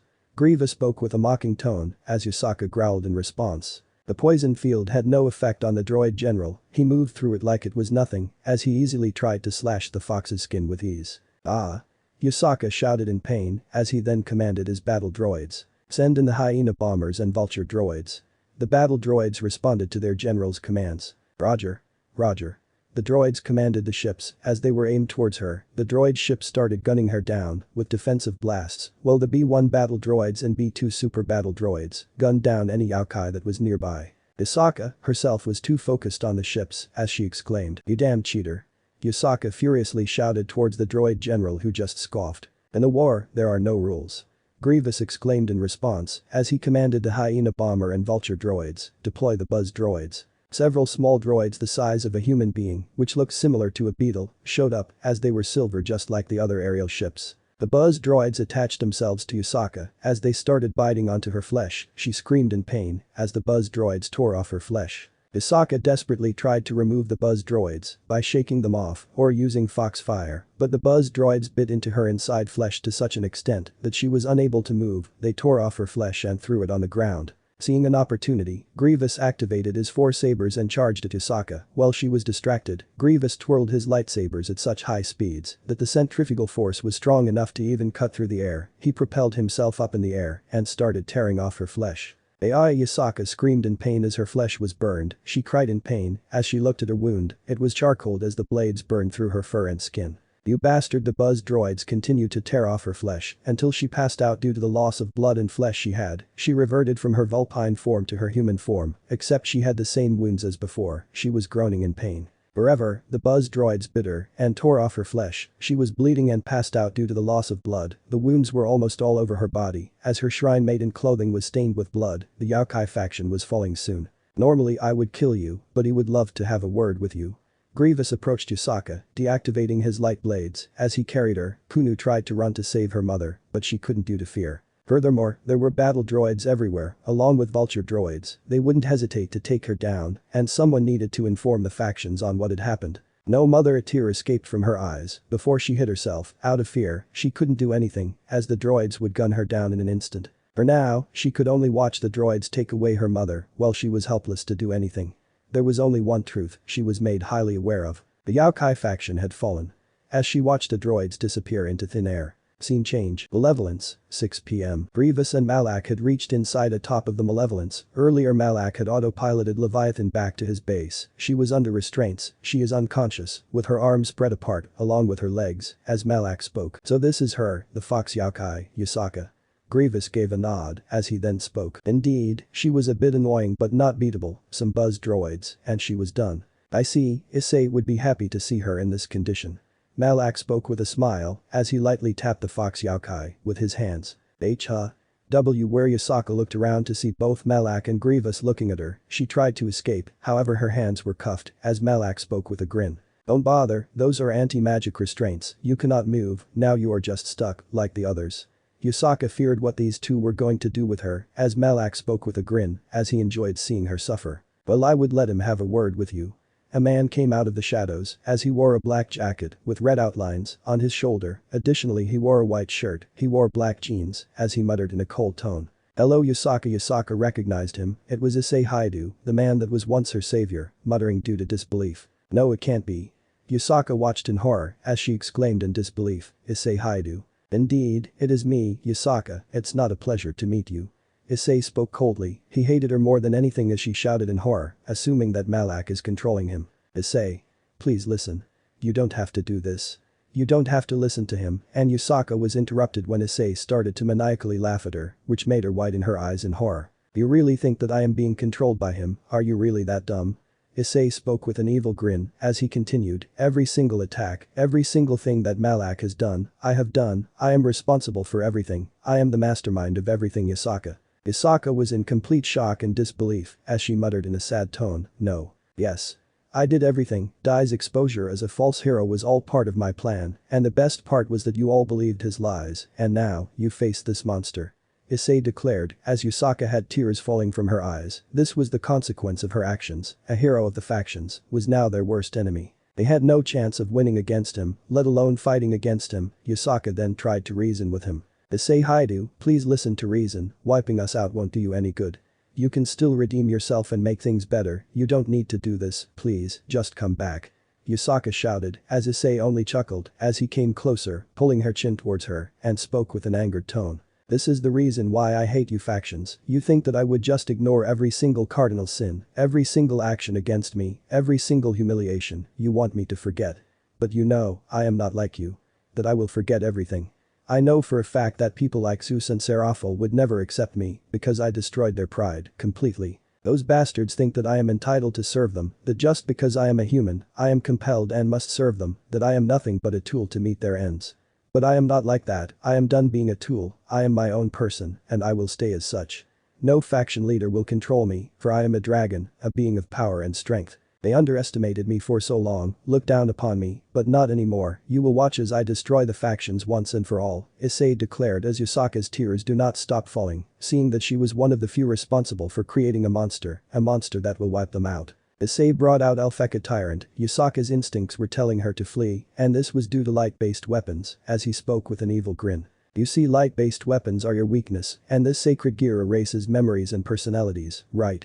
You will be reborn as one of my slaves, and you will destroy your own faction along with your daughter, with your very own hands. Meanwhile, your real self will do nothing but watch as you destroy your own faction with your very own hands. You will experience the same sadness and despair I did. Issei's words made Yusaka widen her eyes in horror as she started to struggle even more to stop Issei. No, Issei, please. Yusaka shouted, pleading Issei to not do this, as Issei ignored her. He then threw multiple nails aimed at her, isolating her real self and creating a personality that was subservient to her. Her eyes were starting to lose their shines as she heard Issei's last words. The next time you open your eyes, you will be my first sleeper agent, Lady Yusaka. Issei's tone was mocking. Yusaka tried to reach out to Issei, but she was gone. She closed her eyes as a tear fell from one of them. She knew that there was nothing she could do. Issei walked away as he spoke. Let's head back, there is something else I need to do. This earned nods from Malak and Grievous as they headed back to their base. Scene change. Kuo Town, 9:30 p.m. Issei and Miyuki were outside as they decided to wear casuals. Issei wore a striped shirt which had red and white stripes. He additionally wore beige jeans with zipped pockets and black shoes. Miyuki, on the other hand, wore a blue crop top with a white skirt that reached right above her knee. It was a short skirt. She additionally wore heels and left her hair open. Well, where do you want to go? Issei spoke with a smile as Miyuki spoke with a doubtful look. I don't know, I have no idea, this is the first time I have gone out. Issei raised one of his eyes as he spoke. How about I take you to a fast food place? You might enjoy it. Miyuki nodded, having no idea what it. The duo had inside the fast food store. It was a McDonald's store. As they sat down to eat their food, Miyuki watched her burger wondering what she needed to do. Oh, you have to eat like this. Issei picked up his burger with both of his hands and puts it near his mouth and spoke, garnering Miyuki's attention. He then opened his mouth and took a bite of it. Like this? Miyuki asked as she followed Issei's movements and took a bite of it. She immediately widened her eyes, noticing how tasty the burger was. This, I never had this in my life, Miyuki spoke in amazement as she then turned to Issei and asked, this must have been expensive, right? Nope, it is cheaper than most restaurant foods. Issei shook his head and spoke with a smile as Miyuki started gulping down in the food. Issei felt like her life was completely like prison before he had rescued her. Indeed, partner, I can't even imagine how they could do this to someone so sweet. Drake spoke mentally with fury in his voice as Issei nodded in agreement. True, Serafal and Sona are gonna regret what they did to her, they are beyond mercy. Issei spoke equally angry as he watched Miyuki eat her fries with her bare hands. She was able to eat it normally, and as for her drink, Issei had to teach her in a proper manner by sipping it from the straw, which she learned quickly. As they left the area, Issei decided to take her to the arcade. As expected, she was awed by whatever she saw due to her being in the human world for the very first time. She entered the arcade as she saw a racing game. She wanted to play it. You want to play this? Issei asks, to which Miyuki nods. Issei puts a coin as Miyuki starts to play. At first she struggles, but Issei teaches her on how to play it. She manages to grasp it. Just a little more, just a little, good job. Issei watches as Miyuki reaches third place in the race as she happily exclaims, thank you, Issei. Issei smiles in response. He was lucky she was found, else who knows whether she would experience the outside world or not. A few moments later, Issei had to go to the bathroom as he spoke. Stay here for a while, I will just go to the restroom and come. Miyuki gave a nod as he left. Miyuki continued playing on the arcade, but unbeknownst to her, someone else had entered the room as she spoke. Working has stressed me a lot, I wonder if there are any games I could play. The voice spoke. She was Serafal Leviathan as she roamed around the arcade to play with. However, from the corner of her eye, she sensed someone's familiar aura. Is that Serafal? Turned her attention to the arcade that Miyuki was playing as she grins maniacally. I have found you, sister. Serafal walks towards Miyuki as she grabs her hand. Miyuki was surprised by this action as she struggles to let go of it. Hey, let go. Miyuki exclaims. Serafal was happy she was able to find her sister before it was too late as she desires to teleport before creating a barrier so that the humans present don't witness this, but Miyuki was not going to let that happen. Miyuki notices her sister and pleads with her to not go home. I am not going back to that place.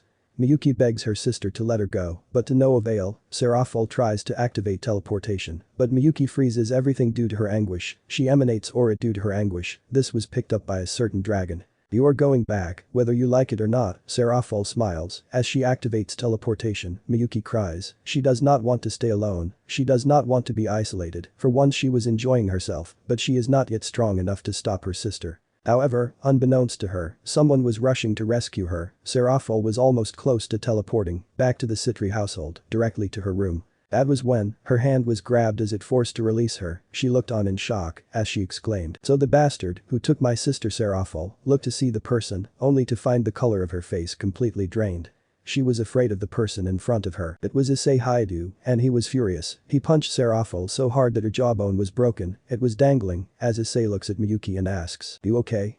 Miyuki gives a nod as he wipes a tear from her eye. She smiles genuinely, however, a magic ice attack strikes Issei, who blocks it with a holy magic shield. "You have got some nerve to show yourself and attack one of the people I protected. I am going to put you down, permanently." Issei shouted with fury. Serafal was afraid as she pleaded with Issei. "No please, I was just wanting the best for my sister, hear me out, spare me." Issei screamed in response. "Shut your mouth, you filthy woman child." Serafal tumbled behind as she was now completely afraid of Issei. "You are no better than my brother Dai Haidu. I know what you did to your sister.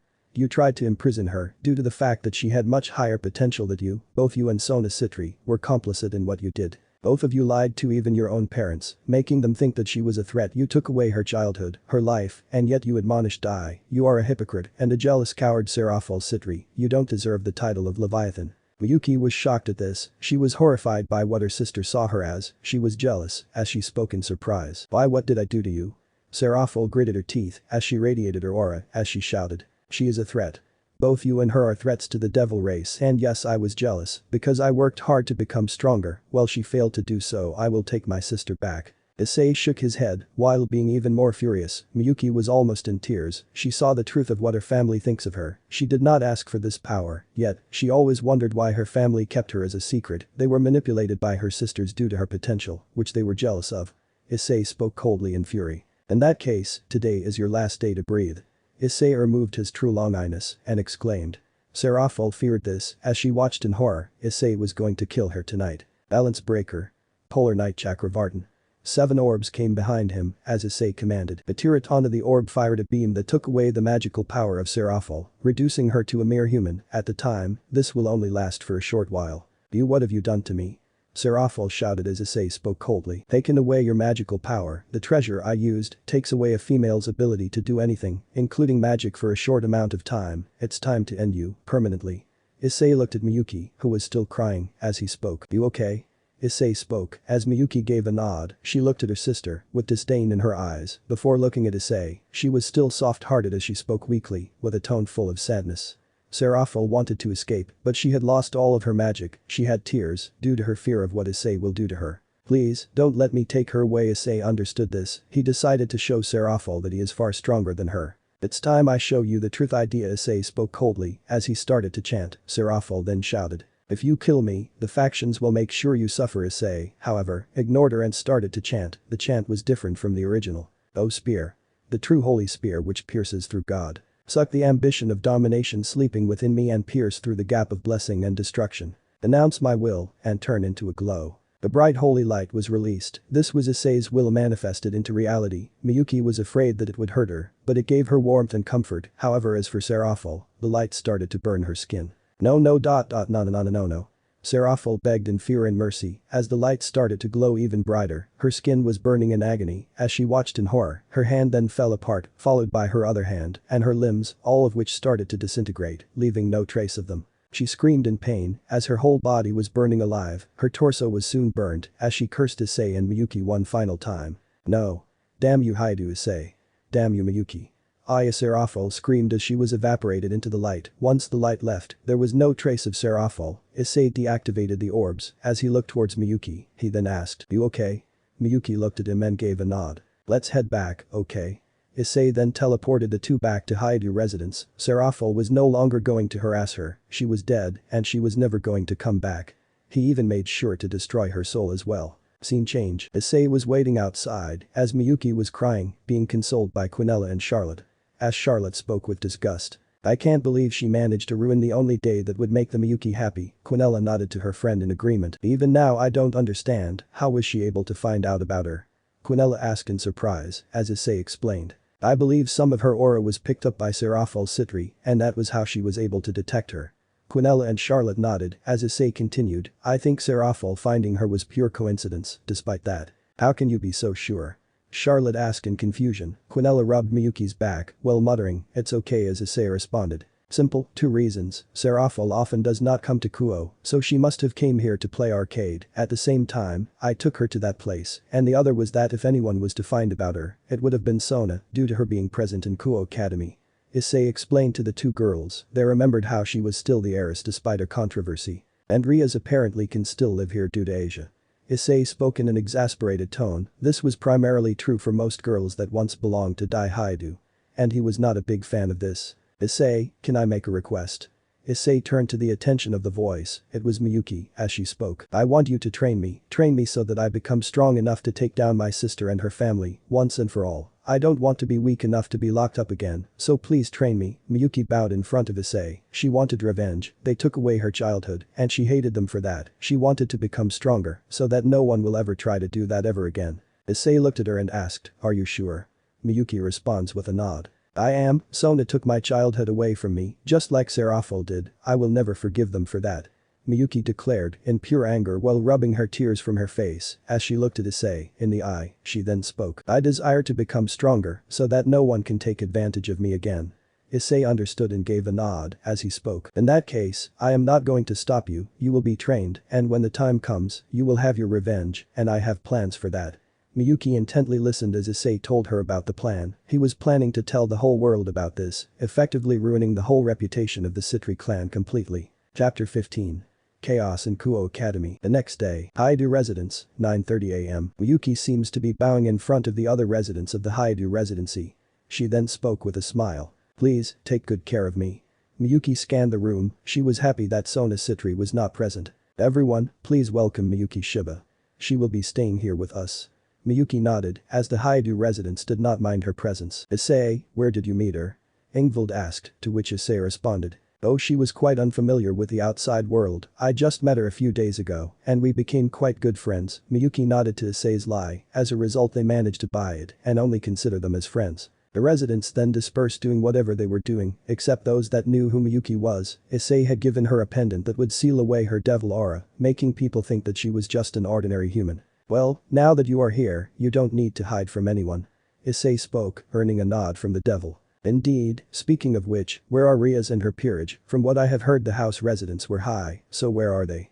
Miyuki asked, to which Nyx responded. Ever since the pillar of the faction's truth was revealed, they all are still mourning in their own homes, although they will be back soon. Miyuki nodded. She had heard of Daihaidu's deeds, which turned out to be lies, when 2 servants were conversing with each other. I see. Miyuki spoke with thought, as she then changed into a shrug. Well, they got what they deserved for believing the wrong guy. Speaking of which, would you like to go to Kuo Academy?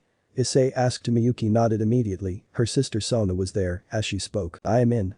Issei nodded. Quinella and Charlotte had a request, as Quinella spoke. Issei, we both have a request. Issei looked at them and spoke with a smile. Go ahead. Charlotte then asked with a pleading request. We both want to join you in Kuo Academy, can you please let us come? Issei sighed as he spoke. Fine, you two can come, but are you sure? My reputation there isn't the best. Quinella shook her head and responded with a sweet smile. Oh, we would be fine. Anyone talks ill about you, they would be on the receiving end of our wrath. Issei did not know why, but he felt fear for some unknown reason. Well, in that case, please look after Miyuki when I am not there. I don't trust the Kendo girls and Ika Kiryu. They are the ones that she needs to be wary of. Issei spoke with worry. They are known to be the ones that gave him the most trouble when it comes to the female population of the academy. Even if you didn't ask us to, we would be wary of them, and that glasses girl is a hypocrite. She is nothing but a menace that uses the female gender to her advantage. Quinella spoke with a smile at the start before she changed into a cold tone. Thanks girls, I know we can count on you. Issei spoke with a tone of gratitude as the girls gave a genuine smile. Speaking of which, Nyx, do you want to also come? Nyx gave a nod as she speaks. I will be coming in, not as a student however. Nyx gave a smile as Issei and the rest wonder what the primordial goddess of darkness was planning as she gave Issei a wink. Miyuki, on the other hand, clenched her fist. She was ready to give trauma to Sona Citri as she thought. I am coming for you, you better be ready sister. Kuo Academy, 10:30 p.m. Issei was sitting bored on the desk. He was back in the hellhole known as Kuo Academy. Many wanted to ask where his brother Daihaidu was, but he waited for the right time to reveal everything. Greeting everyone. Issei widened his eyes upon hearing the voice. It was Nyx. She no longer was wearing her casuals. Instead, she wore a black coat with a white formal shirt and a black tight pants that displayed her figure properly. Additionally, she wore shoes that was as dark as night. I will be your new homeroom teacher, since Miss Roswis cannot be present due to family emergency. My name is Nyx Mavros, it is nice to meet all of you. Nyx introduced herself, as Issei widened her eyes in surprise. Many of the boys started to cheer, which included the perverted duo as well. Oh, look at that rack, she is a model. Mitsuda spoke secretly. Her waist is 83 centimeters and her waist is 55, she is good looking. Motohama also spoke in secret. This was unfortunately heard by Issei Haidu, who was furious at these perverted morons checking out on other girls, despite already having a girlfriend. He irradiated some of his aura, which made many shiver in fear, forcing them to calm down. Nyx chuckled at her boyfriend's protective nature, as she gave a glare to all the boys and spoke with a smile that Issei interpreted to be sadistic. I am already taken, although I won't reveal who it is. The boys who were single slumped in defeat. Now then, there are 3 additional girls I would like to introduce. Nyx spoke, as Quinella, Charlotte and Miyuki came in. My name is Quinella Eau Claire. It is nice to meet you, Quinella spoke with a fake smile, she really hated the people of this room, except her allies. My name is Charlotte Browning. It is nice to meet you. Charlotte exclaimed with happiness, but internally, she wanted to sit next to Issei. And my name is Miyuki Shiba, it is good to meet you. Miyuki introduced, as the boys cheered in happiness, while the girls glared at the boys. Nyx then spoke. I believe that we are past homeroom, so take up any seats you want. The 3 girls nodded and sat next to Issei. Much to the class's chagrin. Many wanted the girls to sit away from the pervert and underwear stealer. Mitsuda and Motohama gulped in fear, worried about what would happen if the truth came out. Miss, where is Dai Haidu? Cadis asked to Nyx, who internally was disgusted at the mention of his name. She had heard of his reputation as the 3rd prince of Kuo Academy, as Nyx lied to the class. You see, he had an accident and is right now in hospital, but he should make a steady recovery. This made the class or the human side of the class breathe a sigh of relief. Those that were unaware of the supernatural were the ones that breathed a sigh of relief. The others were surprised by what Nyx had spoken, they wondered what the goddess of darkness was planning. As Nyx started to teach the class Greek, a language that would be important later on. Scene change. Sona, can I ask you something? Sona turned around to see Ria's Gremory calling for her, as she looked at her and gave a smile, and she spoke. Go ahead. Ria's then spoke, I believe you have heard of the new students and teacher that came in Ice's class, right? Sona nods, she had heard of them quite recently, they were heading towards their next class, due to now them being in college. Indeed, 2 of them were Asmodeus and Beelzebub. Ria spoke with a tone that hinted jealousy, as Sona nodded, she understood that it was Haidu that had brought, as Sona then asked, who is the teacher? Ria's then spoke, it is Nyx, she is the new homeroom teacher that replaced Roswis. Sona nearly widened her eyes in shock, she wanted to do something about it, as she asked, what the hell is Haidu thinking? Ria sighed in response, as she spoke. Issei brought her with him, you know what will happen if you try to do anything to her, right? Sona gulped in fear, she remembered how Issei dealt with 3 of the 4 Satans like it was nothing, which included her older sister. I know does he not care, Sona asked, but then stopped, she should have known of Issei's current nature, she was fearful of Issei, as she then asked, who is the 3rd student? Ria's then spoke, her name is Miyuki Shiba, she is the 3rd student that came with Asmodeus and Beelzebub. No sooner than Sona heard the name, she shivered when she heard of this, she knew who Miyuki was, it was her sister, and she was with Issei Haidu, but despite this, she had to confirm who she is. Ria's, can you describe how she looks? Sona asked with worry, which made Ria's confused, as she spoke. She had black hair and blue eyes. Sona shivered when she had heard of this, she then exclaimed, that's not Miyuki Shiba, that's Miyuki Citri, my younger sister. Ria's was confused, as she asked, but didn't you tell me that she passed away, Sona?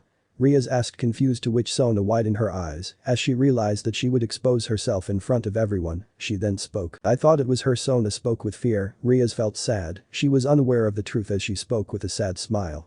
Ria's knew little of what her friend was hiding from her. She must look alike then, well let's go to class. I know wherever she is alright. Sona nods at Ria's words as they both head to class, Sona then thinks, I need to confirm this for myself, Sona thought with fear, if this was the real Miyuki or if this was a look-alike. Scene change. Haidu residence, 12:30 p.m. Miyuki was walking to her next class, she was alone, this was due to the fact that Charlotte and Quinella had some job to do. This was asked by Issei Haidu. The girls sighed in annoyance, Issei was right, the kendo girls demanded the 3 to stay away from Issei, only to be sent flying by both Quinella and Charlotte, causing many to not mess with the 3 girls. However, she was stalked upon by Sona Citri, who wanted to confirm as she saw her to be looking the same as her sister did, she then thought. Well, she does look like her, Sona thought with worry, she then walked outside as nothing wrong ever happened. You. Miyuki looked to see her older sister, anger boiled inside of her, she wanted to deal with her right away, however, she promised to say that he will give her the chance to deal with her. You're Miyuki, my sister, right? Sona asked seriously, to which Miyuki pretended to not know anything. Miss, I have never met you in my life, who even are you? Miyuki spoke in a mocking tone. Sona tried to sense her devil aura, but she was surprised to see her human aura. But despite this, she refused to believe that this was not her sister, as she asked, "You are Miyuki, I am your older sister, Sona Citri." Miyuki was internally fuming, she wanted to kill her right away, but she had to calm herself, she did not deserve to call herself as her older sister. "I am the only child, Miss Citri. I have never met you before in my life," Miyuki lied to Sona, as Sona was starting to get angry, as she spoke in an angered tone. "You are my younger sister, don't you remember?" Miyuki starts to lose her rage and starts to get happy, seeing her older sister get angry. "My name is Miyuki Shiba, not Miyuki Citri, you've mistaken me for someone else," Sona then spoke with an increased tone. "No, you sound and behave like my younger sister, you are Miyuki Citri, come with me home, sister." Miyuki was ready to defend herself, however Issei came before a fight could escalate. "Citri, she is not your sister." Issei came toward Sona, making her shiver as she tried her best to maintain her composure. Issei sighed as he spoke, he needed to prevent a fight from escalating, since now was not the time. "Look, she is Miyuki Shiba, my friend, she is a child of an ordinary couple, which have no siblings, you can go back to your class." Issei spoke seriously. But Issei looked at Miyuki, who asked, feigning confusion. "She is calling me her younger sister, what is wrong with her?" Issei then responded in a mocking tone. "Oh, she has an older sister, I think she is cuckoo crazy." Miyuki then chuckled, while Sona was fuming with fury and embarrassment. Issei then turned her attention and spoke in a mocking tone, while feigning confusion and concern. "I know you have an older sister, but you never told me that you have a younger sister, are you okay?" Sona just walked away from the situation with an embarrassing look on her face. "Thanks, Issei. Who knows what would have happened if you didn't come. I hate her very existence."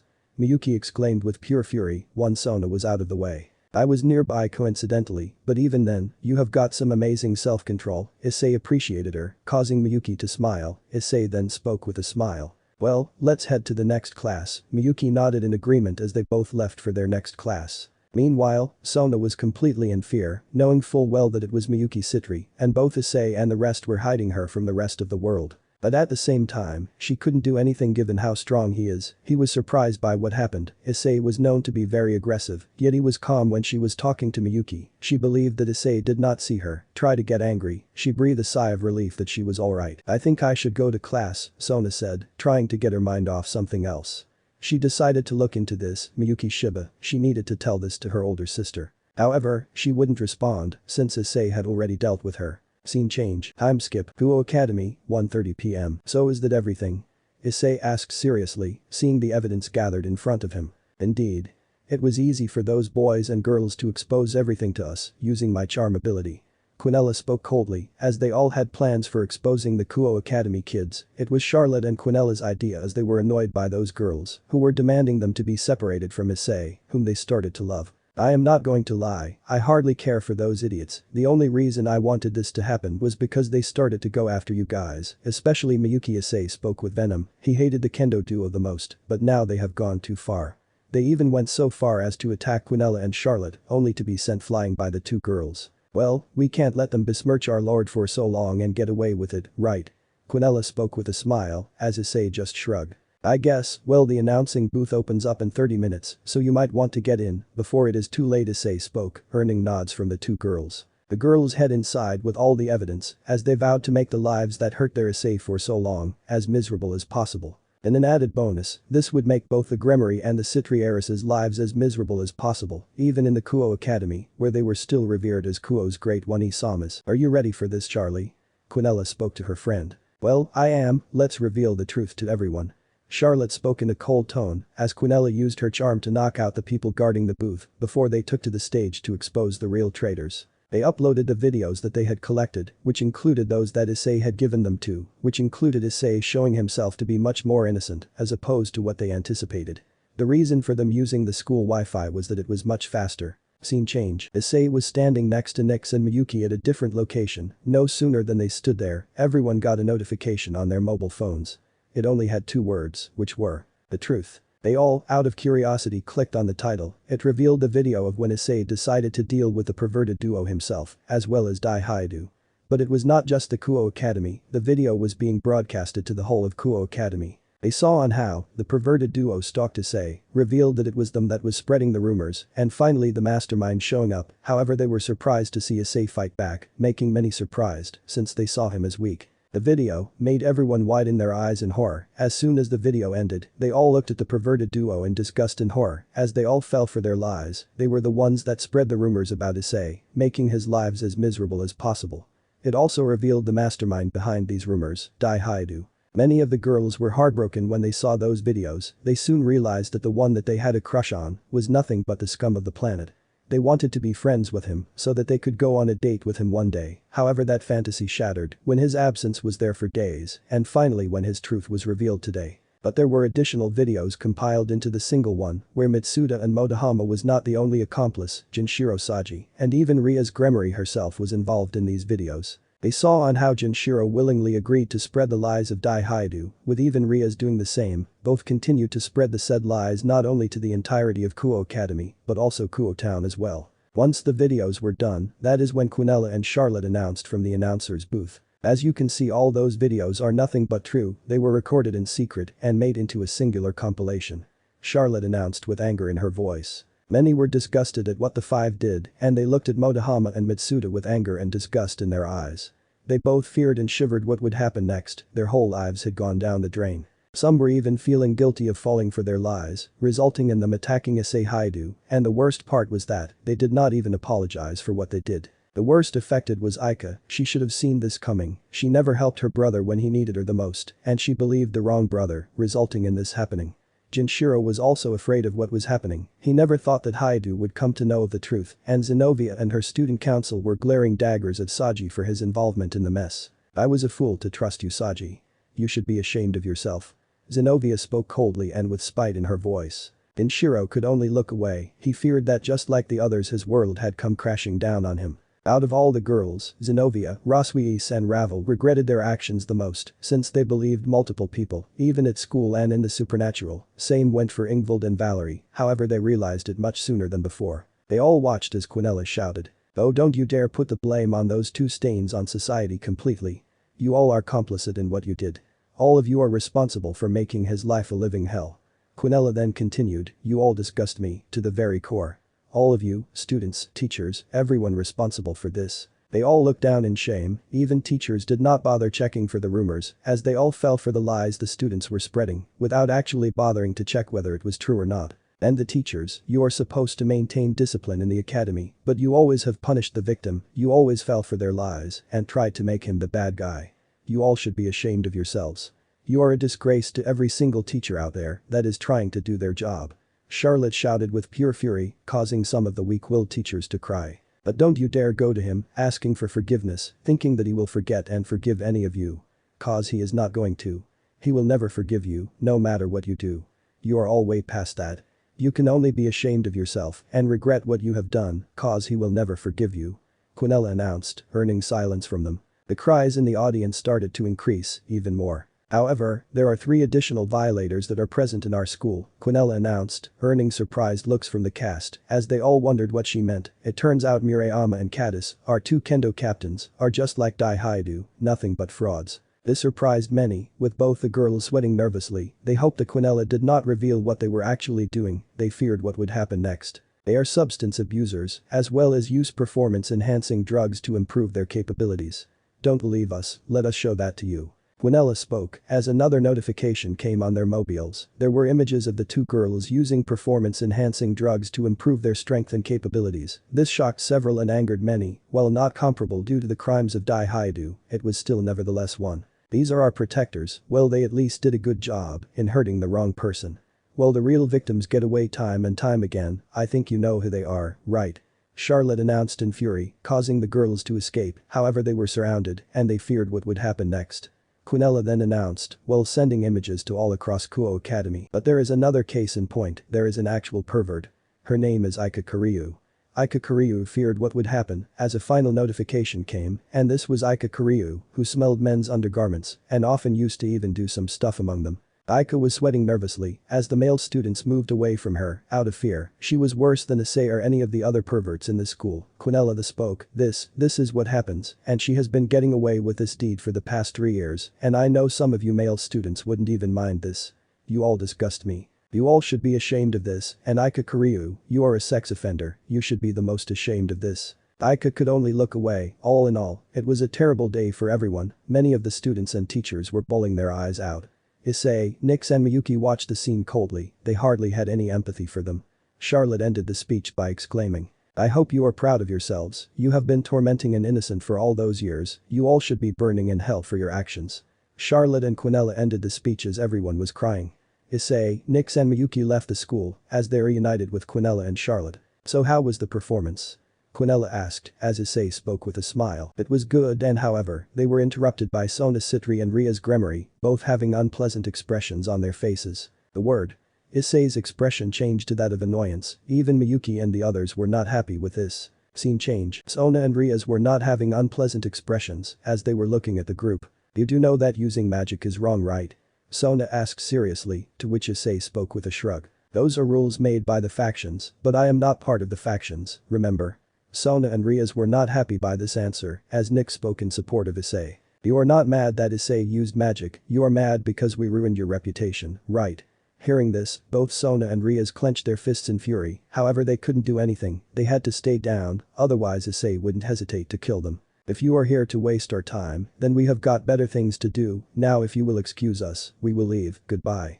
Issei spoke, as they all got up and left the room, as Sona and Ria's could only watch as the trio left. Ria's wanted to stop them, but Sona grabbed her hand, she only shook her head, as they were at a tight spot, they had just got the news that the Yaokai faction had fallen, and they will be having a meeting soon enough. What will it take to get his help now? Ria's asked her friend in worry, as Sona spoke in response. I honestly don't know, he just does what he wants, when he wants, we would only annoy him, and you know what will happen, when that happens, right? Sona's words made the Gremory heiress gulp in fear, they knew that he was dangerous, and only hoped that Malak's madness could end. Scene change. Time skip. Underworld, 5:30 p.m. An emergency meeting had been called by Surziches as soon as the fall of the Yaokai faction had happened. What's worse was the fact that both Yaokai leader Yusaka was taken captive by the robot faction and has not been seen since. The leaders present were Surziches Lucifer, Ajuka Beelzebub, Auden, Michael, Shimehazai, Azazel, Megari, Shiva, Zeus, and Amaterasu. The Yaokai faction was completely devastated, with only Megari being the one that was present, due to her being the only high-level Yaokai in the room. As for the others, they all had solemn expressions on their faces. Well, what now? Surzich's tone was grim, primarily due to the fact that the Yaokai faction was now completely wiped out, just like Grigori. Things have been looking grim for the alliance. The truth of Dai Haidu, coupled with the fall of the Yaokai faction, will forever have a permanent stain on the supernatural. Things are looking pretty grim for our kind. Yusaka-sama is missing, Kunu-sama is in despair, Nararihan-sama has been killed, it seems like Malak and his army are unstoppable. Megari spoke, while breaking down into tears. Amaterasu consoles her in this dark moment. It's gonna be alright, we will avenge what we have lost. But how, Amaterasu-sama, how will this happen? How can we stop his unstoppable army? He showed no mercy to any of our kind, Megari exclaimed before breaking down in tears. I really don't understand, what did we do to him? Why does he want to wipe us all out? What did we do to deserve this? Amaterasu was speechless, she understood Megari's pain as she saw Nararihan die in front of her eyes. The situation is truly looking hopeless. Ajuka trailed off, many of the leaders had to agree. Issei did not budge from his decision, as he spoke, even Seraphil is nowhere to be seen. What do you mean? Shemhazai asked, where is she, at a time like this? Ajuka shook his head in response and spoke, we know nothing, all we know is that she went to the mall last night, and after that, there is no trace of her. Could Malak have been the one to attack her? Michael spoke with worry, as Surziches dreaded what he could do to her. She must have been imprisoned just like Yusaka, and hence there was no trace of her. Even Sona tried calling her, but the number was no longer present, nor could they sense her magic signature. Either way, we need to identify this, she went to Kuo Mall last time, right? Surziches asked Ajuka, earning a nod from the man. We need to take the security recordings, that is the only way we can find what truly happened.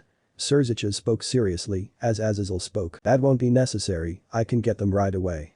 Azazel got up and teleported away. A few moments later, he had obtained the security recordings, he had used a mind spell to convince the security guards, and after that it was relatively easy. Well, here goes nothing. Azazel started to play the recording. There everyone was surprised to see Issei walk in with another girl that awfully looked like Sona Sitri. Is that Haidu? What is he doing here? Serziches asked surprised as Auden responded in a joking manner. Probably taking one of his harem girls to a date.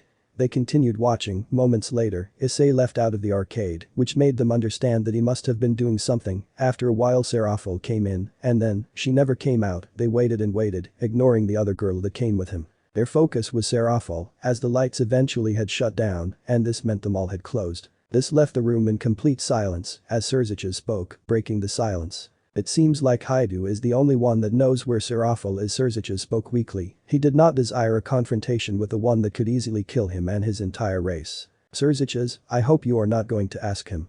Shiva exclaimed with worry. He knew that he would have to be stupid to ask him. Serziches spoke with a grim tone. We have no choice. If anyone knows where Serafo is, it is him. Serziches' words did not sit well with the god of destruction, who spoke with a concerned voice. I hope you know what you are doing. One wrong move and you will. Serziches responded in a determined tone. I know, but if it is for my friend, I will do anything. Shiva shook his head in disappointment, knowing messing with Haidu might result in a disaster. Either way, the Slashdog team is recovering very soon, minus Lavinia, so that is the only good news we have. Azazel spoke with a sad smile, remembering Quinella and Charlotte's words. He hated what he did to Issei, and he hated himself primarily for that. That's good, I hope they are doing alright.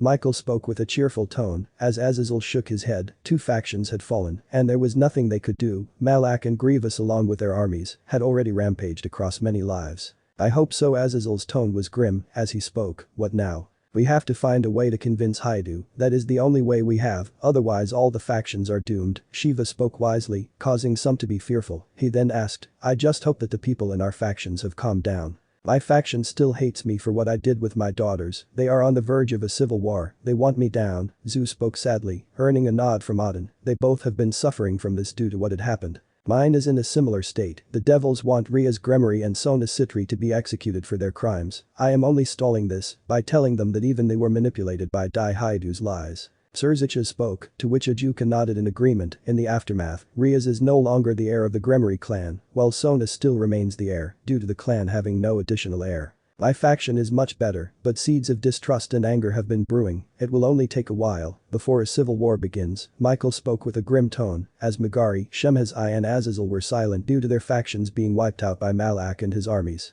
Shiva was also quiet due to him only joining the alliance due to them needing to work together in order to seal away the beast of apocalypse Trahixa. Well, either way, we can get Haidu on our side to calm the factions down, otherwise, you all are done for. I guess that is all for the meeting. Anything else?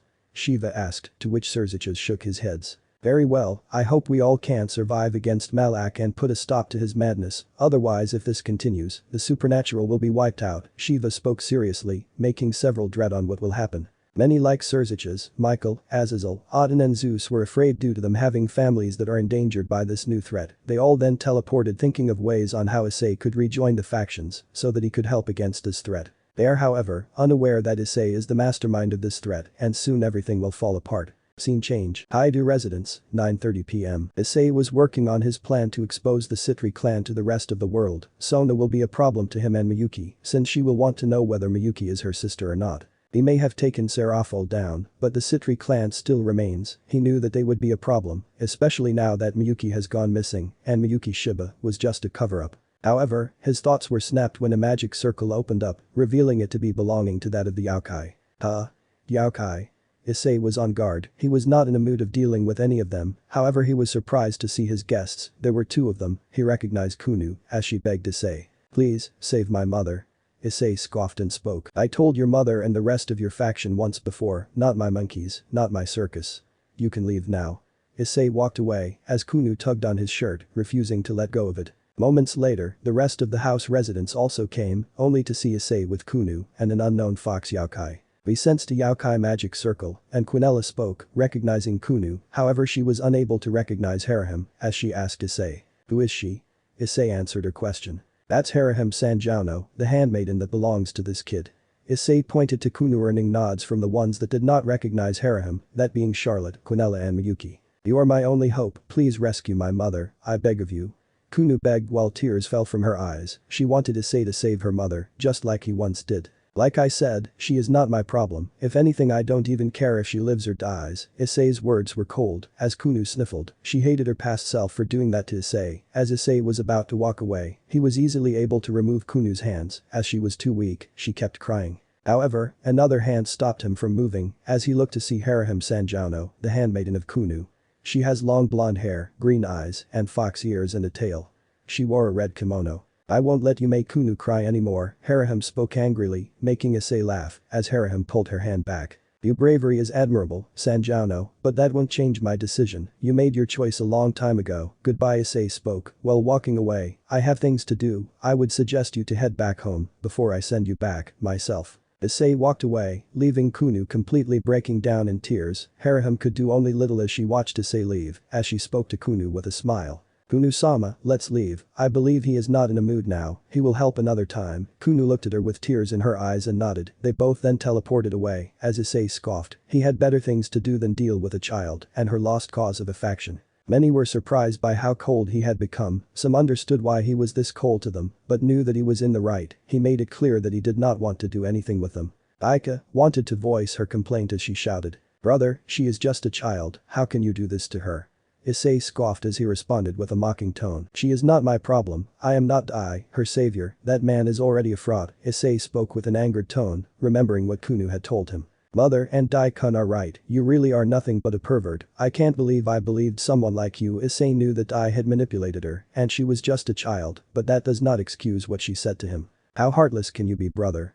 Aika shouted, wanting her brother to see reason, at least now. Aika was right, he had become cold and heartless. The old Issei would not have thought twice, and would have even fought against Malak and Grievous to save Yasaka, just like he did with the hero faction, but that man is long dead, the factions killed him. And pray tell me, whose fault was that?